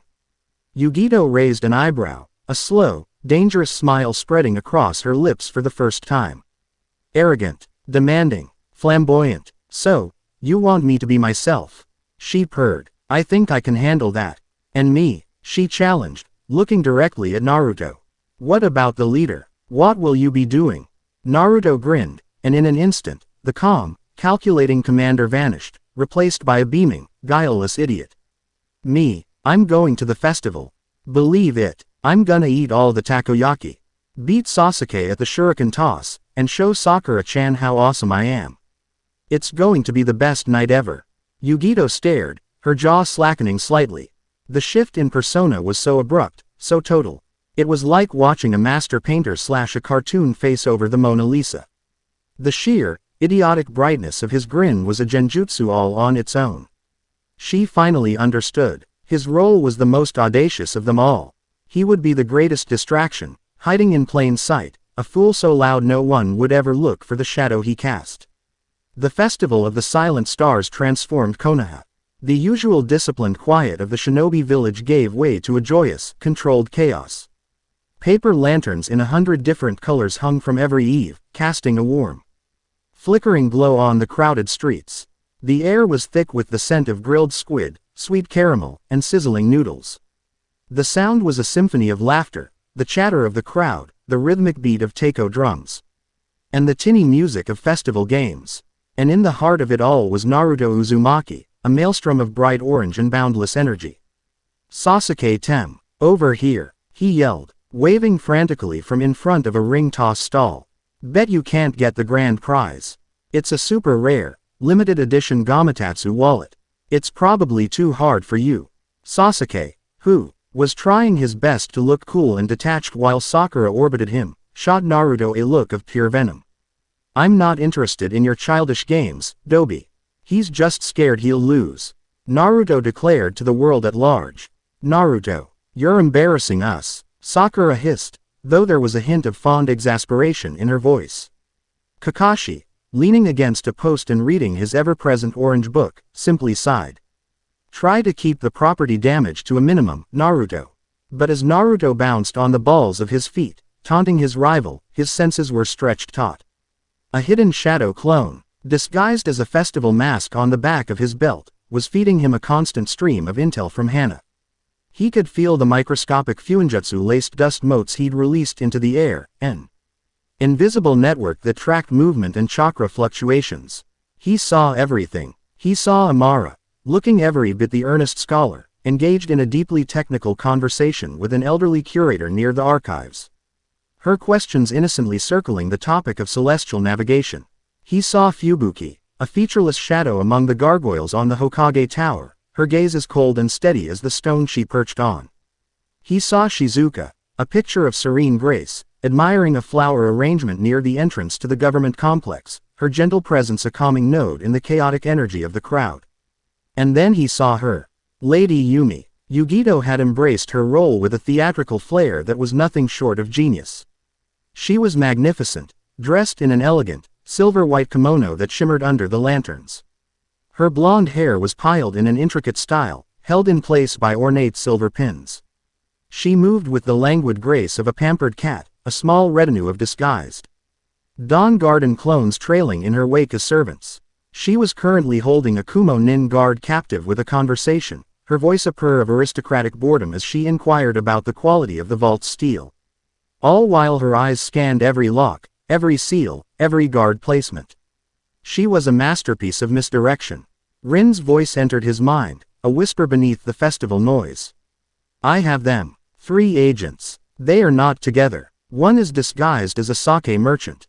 The other 2 are posing as Jonin from Takigakure, here as diplomatic guests. Their emotional state is cold, patient. They are waiting for the purification ceremony. All right, time to stir the pot," Naruto muttered under his breath, his outer self still grinning like a loon. He turned from the ring toss. Hey, Dango. I love Dango." He dashed towards a food stall, weaving through the crowd with his trademark lack of grace. He, accidentally, bumped into a man in a simple merchant's yukata, the sake merchant Rin had identified. "Whoa, sorry, mister," Naruto said, steadying the man. As he did, his hand brushed the man's sleeve. The contact was for less than a second. But in that second, a microscopic tracking seal, no bigger than a grain of sand and keyed to Naruto's chakra, was transferred to the fabric. Target 1 is tagged, he thought, his mind a cold, clear lake of calculation beneath the stormy surface of his act. The purification ceremony was set to begin at the peak of the festival, when the fireworks display would draw the eyes of the entire village to the sky. The Konoha Vault was not a single building, but a subterranean complex beneath the most heavily guarded section of the Hokage Tower. The entrance was a single, massive door of chakra-infused steel, covered in a masterwork K-sealing formula created by the second Hokage himself. As the hour approached, the team moved into their final positions. Yugito, as Lady Yumi, had successfully complained and flattered her way into the official viewing area for visiting dignitaries, a balcony that overlooked the vault entrance. Amara was in the records room 1 floor above, granted access by a smitten curator to check one last, historical footnote. Fubuki was a gargoyle come to life. Rin and Shizuka were woven into the fabric of the crowd. The first firework exploded high above the Hokage monument, a brilliant chrysanthemum of gold and red. The crowd gasped in collective delight. It's time. Hana's voice came through the comms. The agents are moving. Naruto watched from the street below as the three inheritor agents, their faces impassive, converged and slipped into a service corridor, their path cleared by the distraction of the fireworks. Beta, now, Naruto commanded mentally. In the crowd, Rin's eyes closed. The world for her dissolved into a sea of energy. She reached out with her mind, not with a hammer, but with a feather. She found the sensory net around the vault, a complex weave of chakra threads. She didn't cut them. She simply introduced a new vibration, a harmonic frequency that created a tiny, localized blind spot, a single note held so perfectly it became part of the background music, completely undetectable. It would last for precisely 90 seconds. Sensors are blind, she whispered into the network. At the same time, a particularly spectacular firework, a weeping willow of shimmering silver, drew a collective, ooh, from the crowd. It was a natural distraction, but Shizuka, standing near the main guard post, gave it a nudge. She pushed a wave of gentle, amplified awe towards the guards, holding their attention on the sky for 3 critical seconds longer than normal. In those 3 seconds, the real Naruto, having slipped away from his Team 7 Feet babysitters, under the pretense of a bathroom emergency, flickered into existence in the service corridor, a silent black-clad wraith. The inheritors were at the vault door, their leader's hands glowing as he began to analyze and deconstruct the second Hokage's seal. They never knew Naruto was there. He wasn't there to fight them. He approached the wall next to the vault. He placed his palm against the solid stone. The Fuin Jutsu he wove in the air was one of the most complex he had ever created, a seal of spatial transposition and replication. A bead of sweat trickled down his temple. This was the crux of the entire plan. Inside the vault, the real Star Reader's astrolabe, a beautiful sphere of obsidian and crystal, sat on a velvet pedestal. Next to it, hidden by a subtle illusion, was a perfect replica created by Naruto, down to the last scratch. The only difference was that the replica was hollow, and inside it was a powerful, dormant Fuinjutsu seal of his own design. His transposition seal activated, for a fraction of a nanosecond. The space occupied by the real astrolabe and the space occupied by the fake one were swapped. There was no flash, no sound. Just a silent, perfect exchange. The packages swapped, Naruto reported, and vanished, reappearing in the alley behind the ramen stand seconds later, just in time to run back to his team, complaining that he'd missed the best fireworks. Inside the corridor, the inheritor leader gave a grunt of satisfaction. The second Hokage's seal peeled back like a flower opening. The great door swung inward. They slipped inside, their movements economical and swift. They saw the astrolabe on its pedestal. They snatched it, replaced it with a simple weighted bag to avoid triggering any pressure plates, and were gone. The great door swung shut, the seal locking back into place. They had been inside for less than a minute. They thought they had succeeded. They have the fake, Amara confirmed from the records room, her own sensors picking up the faint RGY signature of Naruto's replica leaving the area. They're heading for the south gate. Fubuki's voice, cold as frost, came over the comms. I have a visual. They're moving fast. Do I engage? Negative. Gamma, Naruto commanded. His mind sharp even as his outer self was loudly arguing with Sasuke about the color of the last firework. Let them go. The replica has a little surprise inside. A tracer seal linked to our network. They are not just escaping. They are now leading us directly to their superiors. The festival reached its grand finale, a dozen fireworks painting the Konoha sky in a riot of impossible color. The crowd roared its approval. The mission was over. The Dawn Garden had not just prevented a theft, they had turned the enemy's own mission into an intelligence coup. No one in Konoha, not the Hokage, not the Anbu, not even the Uchiha prodigy standing next to him, had any idea that a secret war had just been fought and won in the heart of their village. Later, in the silent, cool dark of the sanctuary, the 6 members of the Dawn Garden stood with Naruto before the holographic map, on which a tiny, pulsating red light was now steadily moving southeast across the land of fire. The real Star Reader's astrolabe floated in a containment field nearby, its secrets waiting for Amara to unlock. They were professionals, Fubuki conceded, her arms crossed as she watched the blinking light. It was the closest she had come to giving a compliment. Yugito, having shed her Lady Yumi persona, smirked. They were arrogant. They never even considered they could be played. She looked at Naruto, her usual sarcastic defenses momentarily down. Your plan? It was not without a certain style. Naruto smiled, a genuine, tired smile. He looked at the faces of his team. The serene administrator, the shy seer, the cold warrior, the brilliant scholar, the proud weapon, the gentle priestess. They were a strange, disparate collection of broken and brilliant souls.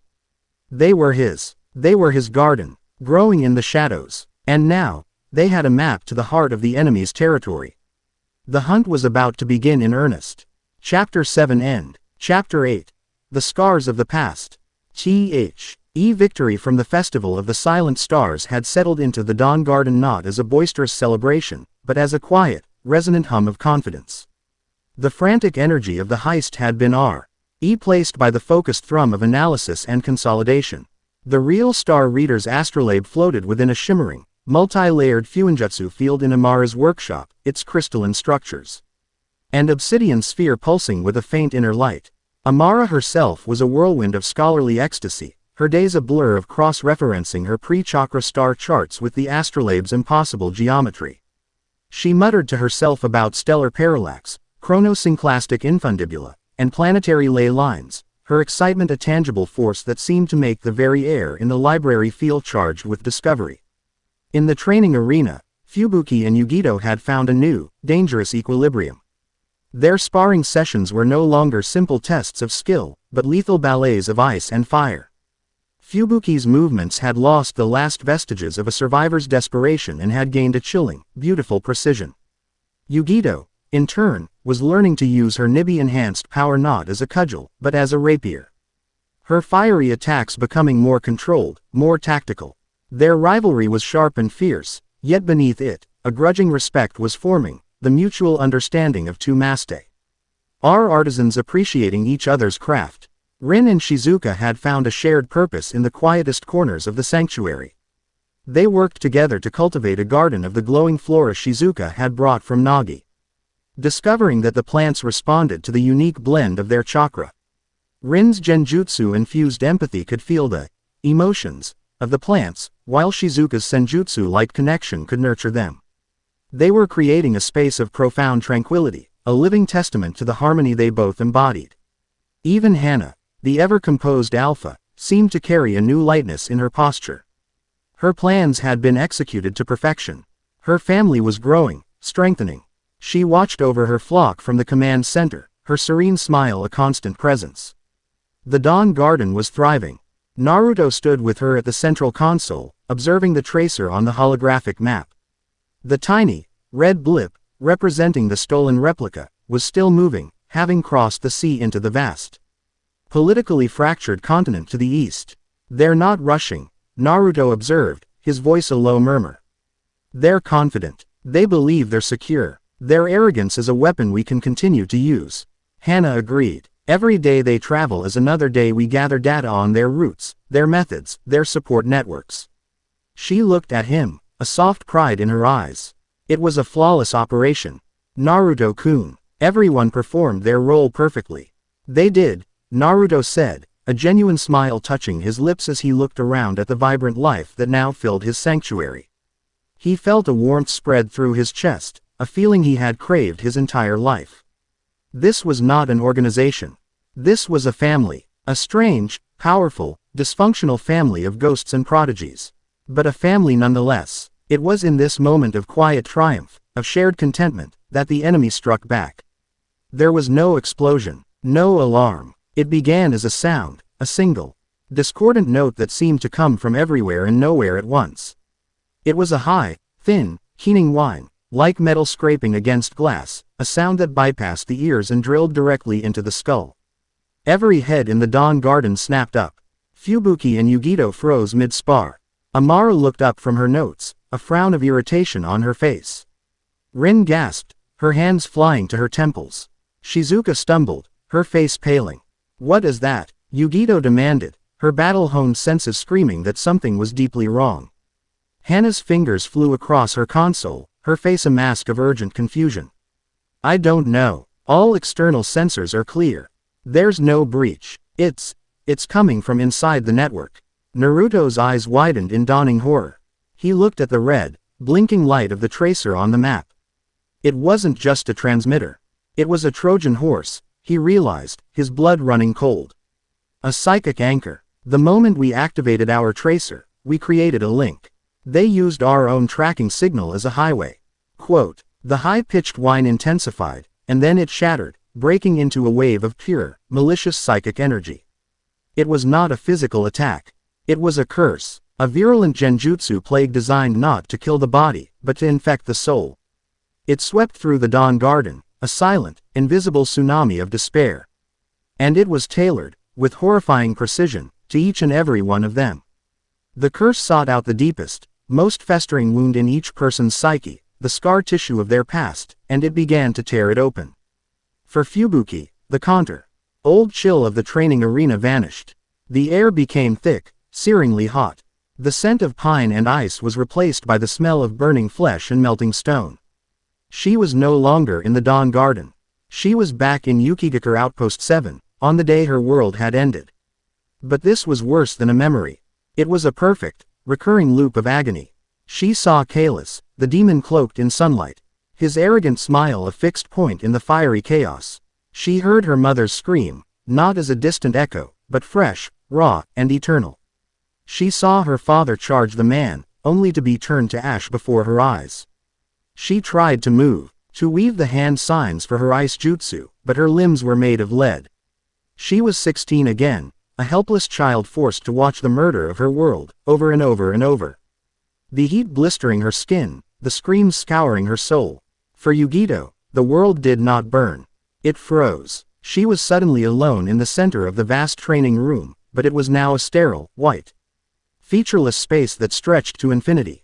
A cage without bars. She was dressed not in her combat gear, but in the stiff, formal robes of her presentation as Kumo's ultimate weapon. Voices echoed from the white void. The voices of the Raikage, of her handlers, of the entire village. Perfect. A flawless asset. Behold the pride of Kumogakure. A beautiful, powerful tool. The voices were full of praise. But it was the cold, clinical praise one gives to a well-made sword. She tried to speak, to scream that she was a person, but her jaw was locked shut. She tried to move, but her body was paralyzed. A statue on a pedestal. Her greatest fear, not death, but utter, complete objectification, had become her reality. She was a thing, revered but not loved, powerful but not free. Her own identity completely erased by her function. For Rin, the attack was a cruel, intimate betrayal. Her mindscape, once a place of chaotic beauty she had come to master, was twisted into a prison of ink and shadow. She was separate from her Ito again. The confident, integrated entity she had become was torn apart. Before her stood the old Ito, the monster of her childhood nightmares, a flickering, distorted sketch of herself with hollow, weeping eyes. But now, it did not scream. It smiled, a broken, jagged thing. You thought you could tame me. It whispered, its voice her own, but filled with a venomous self-loathing. I am the truth of you, Rin. You are a monster. This peace, this control, it is the illusion. You will break. You will fail them. You will destroy everything you love. It is what you were made for. The world around her began to bleed ink, the colors of her art draining away, leaving only black despair. Her greatest achievement, her inner peace, was being SYS. Tematically dismantled by her own reflection. For Amara, the curse manifested not as physical threat, but as intellectual torment. She was back in the Grand Archive of Astra, but the shelves stretched up into an impossible, dizzying height. Every book she pulled from the shelf was filled with a language she had never seen before, its characters constantly shifting and rearranging themselves the moment she tried to decipher them. The Star Reader's astrolabe sat on a table before her, but every time she reached for it, it dissolved into sand. Her life's purpose was the acquisition of knowledge, the solving of puzzles. The curse had trapped her in a world where knowledge was infinite but incomprehensible, the ultimate puzzle with no solution. It was a hell designed specifically for a scholar. A slow descent into the madness of absolute, tantalizing ignorance. For Shizuka, the gentle, whispering woods of Nagi became a place of accusation. The great tree at the heart of the forest now had a single, malevolent red eye in its trunk, and it glared down at her. The whispers of the leaves were no longer secrets, but accusations. You failed us. You were meant to be our sacrifice. You abandoned your duty for these outsiders. The guardian she had once worshipped, the benevolent spirit she now understood, was twisted into the very false god the inheritor had created. Her newfound purpose was presented to her as a selfish betrayal of her sacred duty. The curse was poisoning her faith, turning her gentle connection to life energy into a source of guilt and spiritual torment. For Hannah, the sterile, controlled environment of the command center melted away. She was lying on a filthy mattress in the dark, quarantined slum of her childhood. The air was thick with the stench of sickness and decay. She felt the burning fever return, the weakness in her limbs, the slow, inexorable march of the plague that had claimed her family. The methodical ticking of a clock filled the silence, tick a countdown to her own inevitable death. The feeling of being abandoned, of being left to rot by the village she had called home, washed over her with the force of a tidal wave. Her intellect, her administrative genius, were useless here. She was just a dying child, alone in the dark, her hope a flickering candle about to be extinguished. And for Naruto, the curse struck at the very root of his existence. He was standing in the middle of Ichiraku Ramen, but Chuki and Ayame weren't there. Sasuke and Sakura were, along with Iruka-sensei, Kakashi, the third Hokage, everyone he had ever known and cared for. And they were all looking at him. But their eyes were wrong. They were the eyes he remembered from his childhood, cold, hard, and filled with a flat, soul-crushing hatred. Demon, Sasuke sneered, his voice dripping with contempt. Monster, Sakura whispered, her green eyes filled not with annoyance, but with genuine fear and disgust. You should never have been born, Iruka said, his voice devoid of all its usual warmth. He was 6 years old again, alone on the swing set, the weight of 1,000 hateful stares pressing down on him. The loneliness was a physical thing, rushing pressure on his chest that made it impossible to breathe. This was his original pain, the wound upon which all others had been built. The fear of being utterly, completely alone, forever defined by the beast within him. The Dawn Garden was silent once more, but it was the silence of a graveyard. Its 7 inhabitants were lost, each trapped within a private, perfect hell. But the curse had made a critical miscalculation. It had assumed that Naruto's greatest weakness was his loneliness. It was not. His greatest weakness had been forged into his greatest strength. He had spent a lifetime fighting a monster in his own head. He had more experience navigating a hostile mental landscape than anyone alive. In his personal hell, surrounded by the hate-filled eyes of his loved ones, Naruto closed his own. He did not fight. He did not rage. He listened. He felt the cold, artificial perfection of the illusion. It was too clean. The hatred was too uniform. Real hatred, he knew, was messy. It was tinged with fear, with ignorance, with 1,000 other petty emotions. This was a caricature. This is not real, he thought, his own inner voice a clear, cold bell in the cacophony of hate. This is an echo, a weapon, and it is using my own memories against me. He focused on a single point of warmth within him, a burning, defiant ember that had never been extinguished, not even on the loneliest nights. It was the fire of his own indomitable will. And beside it, another, deeper, more chaotic fire. Kurama. So, they thought they could out-hate me. A deep, rumbling voice echoed in his mind, laced with a grudging respect. Amateurs. Your loneliness is a pathetic thing, Naruto. But it is your pathetic thing. Do not let these insects use it as a weapon against you. A surge of raw, powerful chakra, the Kyuubi's own, flooded Naruto's system. It was not the raging torrent of their early years, but a controlled, supportive flow. It was the chakra of a partner. It acted as a solvent, dissolving the artificial construct of the curse. The hate-filled eyes of his friends flickered. The cold walls of Ichiraku began to bleed into the familiar obsidian of the Dawn Garden. Naruto opened his eyes. He was standing on the command platform, his body trembling with the effort. He was free, but the others were not. He could see them, scattered throughout the room, their eyes wide and unseeing, their bodies rigid. Lost in their personal nightmares. He had to get them back. He didn't know how much time he had. He went to Hannah first. She lay curled on the floor, shivering, her face pale. He knelt beside her, placing his hand on her forehead. He didn't use a jutsu. He simply pushed his own, calm chakra into her, a silent message. You are not alone. I am here. I found you. He focused on his own memory of finding her. Not as a victim, but as a survivor, the first pillar of his new world. Then he went to Fubuki.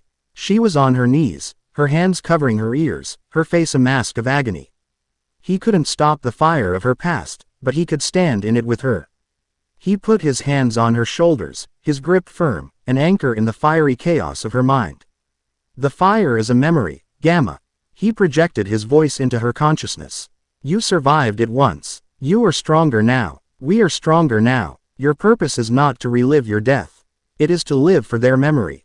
To prevent this fire from touching anyone else. He moved to Yugito, who stood like a statue, her expression a silent scream of defiance. He didn't touch her. He stood before her, meeting her unseeing gaze. They put you in a cage of reverence. Epsilon, he said, his voice a low, intense growl. They were wrong. A weapon does not feel pride. A weapon does not feel anger. A weapon does not have the strength to stand against a curse like this. You are not a tool. You are a warrior, and your place is here, on the battlefield, with us. Break your own cage. His words were keys, forged from his unique understanding of their deepest pain. He moved from one to the other, a frantic, desperate healer of souls.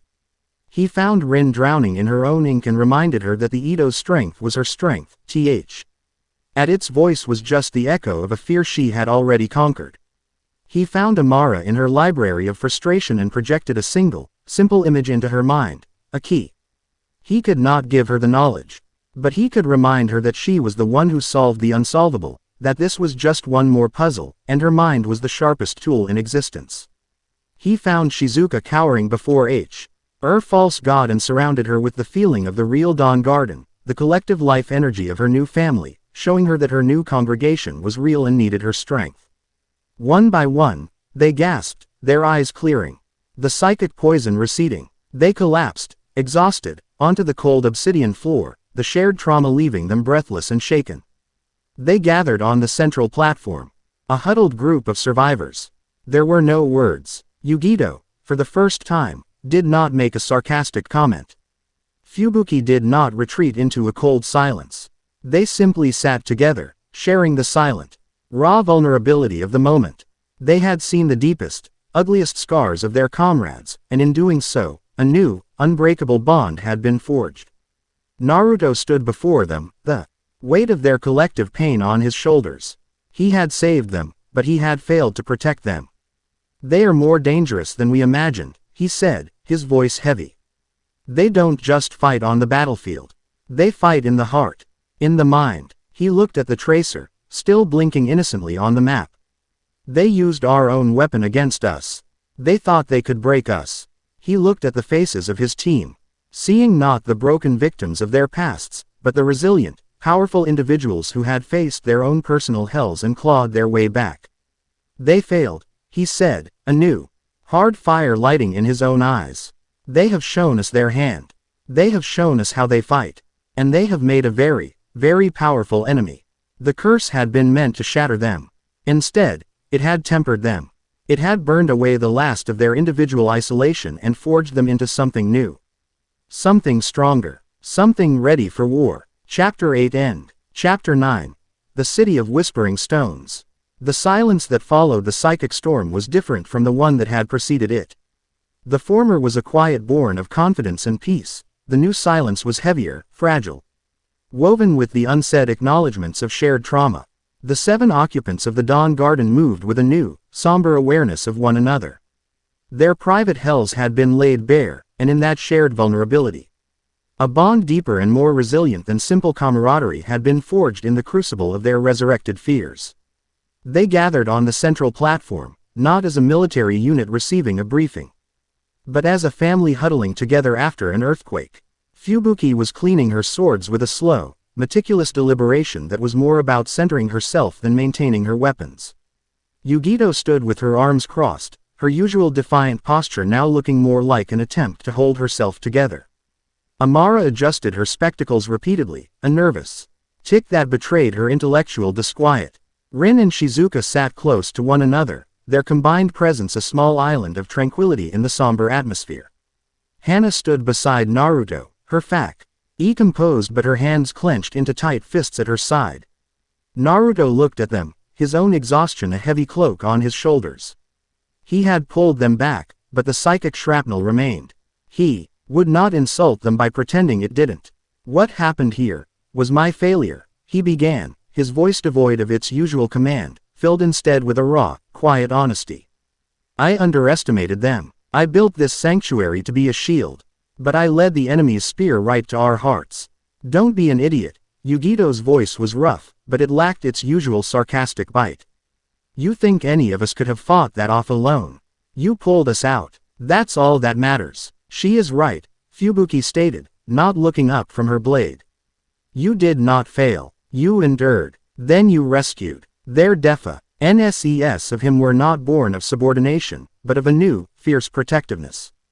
They had seen his private hell, too, the crushing loneliness of the boy hated by his entire village.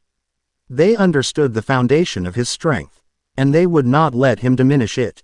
They used our scars against us, Naruto continued, acknowledging their words with a grateful nod. They know our fears, our weaknesses. To a conventional strategist, that would mean we are compromised. It would mean we should retreat, regroup, spend months rebuilding our psychological defenses. He paused, his gaze sweeping over each of them, his eyes burning with a new, dangerous light. But we are not a conventional force. And they have made a grave error. They believe they have crippled us. They think we are scattered, terrified, licking our wounds. He pointed to the holographic map, where the red tracer still blinked, an arrogant beacon in the enemy's assumed victory. They believe they are safe. They are wrong, he declared, his voice hardening. The commander returning. Right now, at this moment, they are at their most vulnerable. Their guard is down. We will not retreat. We will not hide. We will take the pain they have inflicted upon us. We will forge it into a weapon, and we will press the attack. We are going after them. Now, the decision hung in the air, audacious and terrifying. To march into the heart of the enemy's territory while the echoes of their own nightmares were still ringing in their ears. But no one hesitated. The curse had been meant to break them apart. Instead, it had galvanized them. Their individual traumas were no longer just weaknesses, they were now a shared source of cold, hard, righteous fury. Alpha, Naruto commanded, his tone sharp. Plot their most likely destination based on their current trajectory. Assume it's a location of immense strategic or historical importance to them. Beta, Gamma, Delta, Epsilon, Zeta, he addressed the others. Pack for a long-range, deep infiltration mission. We travel light, we travel fast, and we travel silent. We are no longer the Dawn Garden. Tonight, we are the blade seeking the heart. The journey was a long, silent pilgrimage across the sea and into the unknown eastern continent. They traveled by a custom-built submersible, one of Naruto's secret projects, a sleek, black vessel that moved through the deep ocean trenches like a silent sea predator. Inside, the cramped quarters forced a new kind of intimacy upon them. Naruto found Yugito in the vessel's small galley, staring into a cup of tea as if it held the answers to the universe. The silence doesn't suit you, he said quietly, leaning against the doorway. And the brooding hero doesn't suit you, she retorted, but there was no heat in it. She looked at him, her dark eyes searching his face. The cage they put me in, it was cold, perfect, suffocating. I spent my whole life trying to be worthy of it, to prove I was more than the monster inside. She shook her head, a wry, bitter smile touching her lips. What a waste of time. No, Naruto said, his voice firm. It wasn't. The strength you built to endure that cage, it's the reason you fought off the curse for as long as you did. It's the reason you're here now. They didn't break you, Yugito. They just showed you what your cage was made of. She looked down at her hands. When I go back to Kumo, they won't see Yugito ni. They'll see a failed weapon. An asset that got itself captured. You are not going back to Kumo, Naruto stated simply. Not unless you choose to. Your home is with us now. And here, we don't see an asset. We see Epsilon. A flicker of something warm and unfamiliar passed through Yugito's eyes. She didn't reply, but she didn't need to. The silence that followed was comfortable. A shared understanding that transcended words. In another compartment, Fubuki sat polishing a newly forged ice chakra blade, her movements sharp and focused. Rin approached, holding out a single, glowing flower from Shizuka's garden. Fubuki eyed it with suspicion. It calms the spirit, Rin said softly, placing the flower on the table beside Fubuki. I felt your fire. I'm sorry. Fubuki's hands stilled. There is nothing to be sorry for. It is my past. It is a part of me. Her voice was flat, but her eyes betrayed the tremor she felt within. A part, Rin agreed gently. Not the whole. She didn't say anything more. She simply sat, her quiet, empathetic presence a stark contrast to the burning chaos of Fubuki's memories. After a long moment, Fubuki reached out and hesitantly touched one of the glowing petals. It felt cool, peaceful. It felt like hope. The submersible surfaced in a hidden cove, shrouded in mist. The tracer had finally stopped moving. According to the map, they were in a desolate, uninhabited mountain range. But Amara, looking at the topographical data overlaid with her ancient maps, saw something else. This region isn't empty, she said, her voice a hushed, excited whisper. The old texts call it the silent spine of the world. It's rumored to be the location of a lost city. A city that fell from the sky. Xylos. They disembarked, 6 shadows melting into the barren, rocky landscape. After hours of climbing, they found it. Not a ruin on a mountaintop, but an entrance. A perfect, circular iris door made of a polished, unidentifiable black metal. Seamlessly integrated into the rock face. There were no guards, no seals that Naruto could detect. They're so confident, they don't even lock the front door, Fubuki noted, her hand on her sword. Naruto placed his palm on the metal. It was cold, unnaturally so. He couldn't feel any chakra, but he could feel a faint, deep vibration, a hum that resonated deep in his bones. He pushed. The massive door slid open without a sound, revealing a passage that descended into darkness. They entered, and the door hissed shut behind them, plunging them into absolute black. Then, lights flickered on.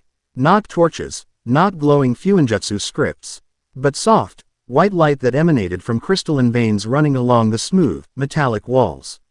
The passage opened into a cavern of impossible scale. They stood on a precipice, looking out over a city.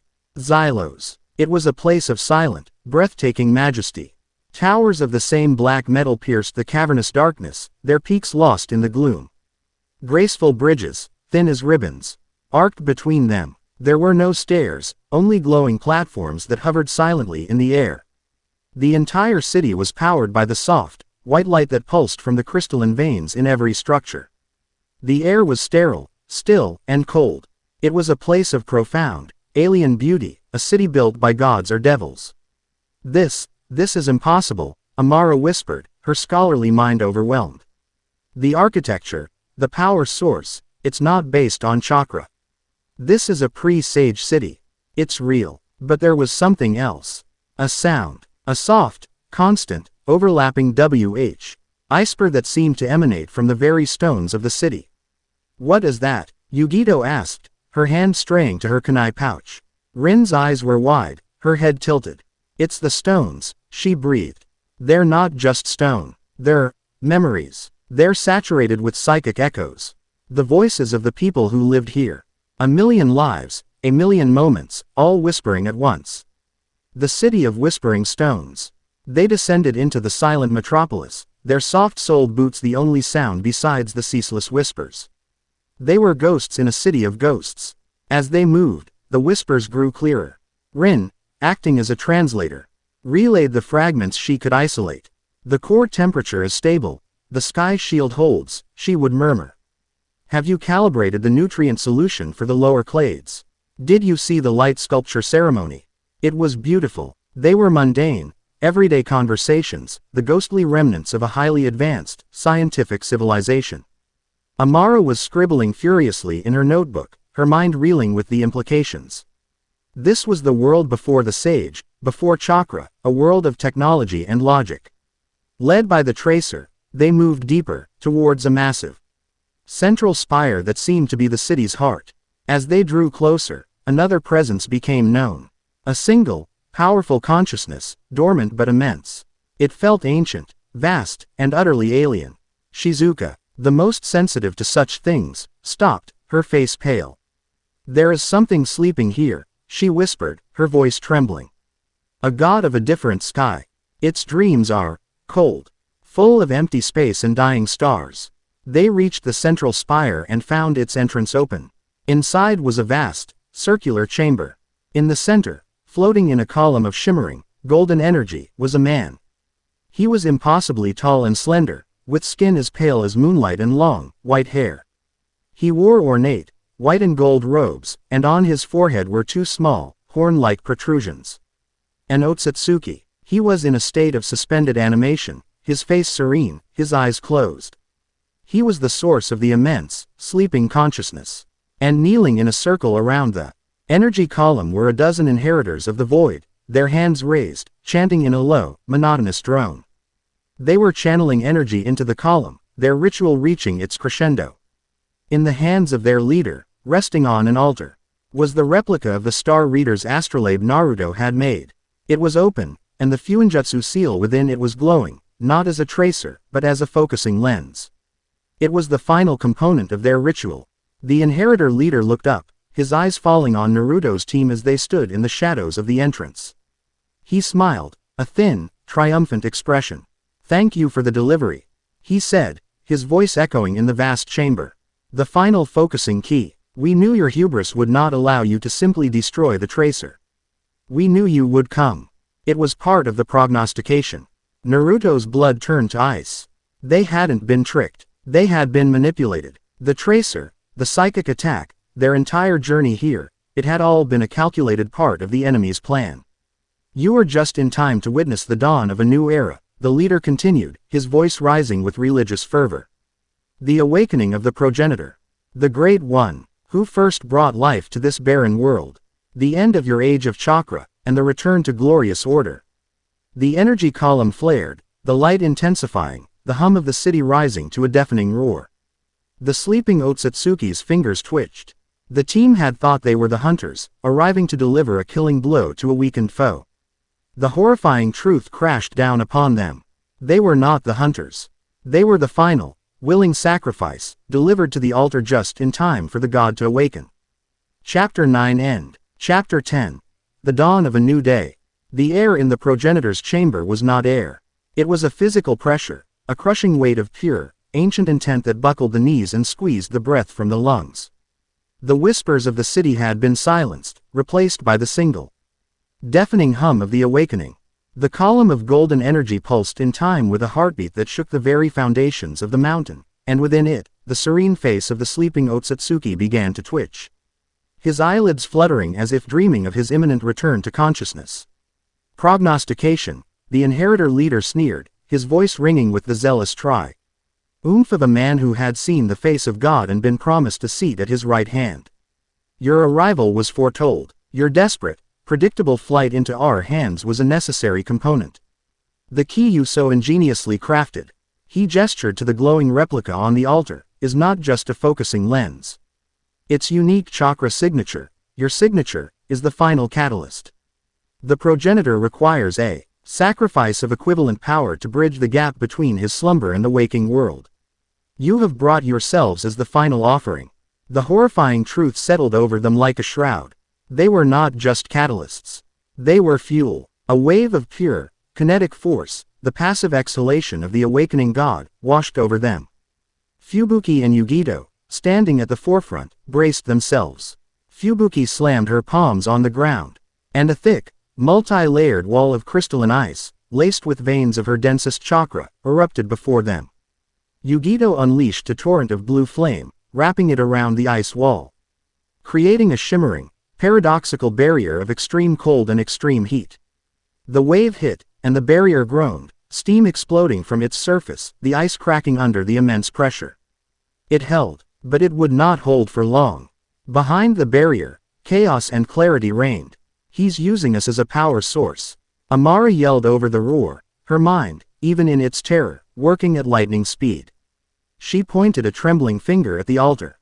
That's not just an altar. Look at the glyphs. It's a control terminal. The astrolabe is acting as a biometric key. They're not just waking him up. They're integrating him with the city's power grid. The whispers, they're being erased. Rin cried out, her hands pressed to her temples as she fought against the psychic pressure. His consciousness is overriding the city's memory. He's consuming it. In that single, terrible moment, Naruto saw it. The entire, elegant, horrifying trap. And he saw the only way out. It was not through the door. It was through the heart of the storm. They want a sacrifice of equivalent power. Naruto's voice was unnaturally calm, a sliver of ice in the roaring furnace of the chamber. Then we'll give them one. The team looked at him, their expressions a mixture of confusion and horror. We can't stop the ritual, he stated, his mind a place of cold, hard geometry amidst the chaos. The power involved is too great. But we can hijack it. We can pervert it. We can change the very nature of the sacrifice. He turned to his team, his eyes blazing with an impossible, desperate brilliance. The orders came out, not as requests, but as absolute, rapid-fire commands, each one a perfectly placed piece in a suicidal game of shogi. Delta, I need the city's master control sequence. Now, it has to be on that terminal. Beta, forget the whispers. Focus on the inheritors. Their chant is a hive mind link. I need you to sever it. Sow psychic chaos among them. If they can't focus, the ritual becomes unstable. Zeta, the progenitor is a parasite on the city's lifeblood. I need you to become a competing parasite. Find the city's heart, its power core, and sing to it. Not a song of peace.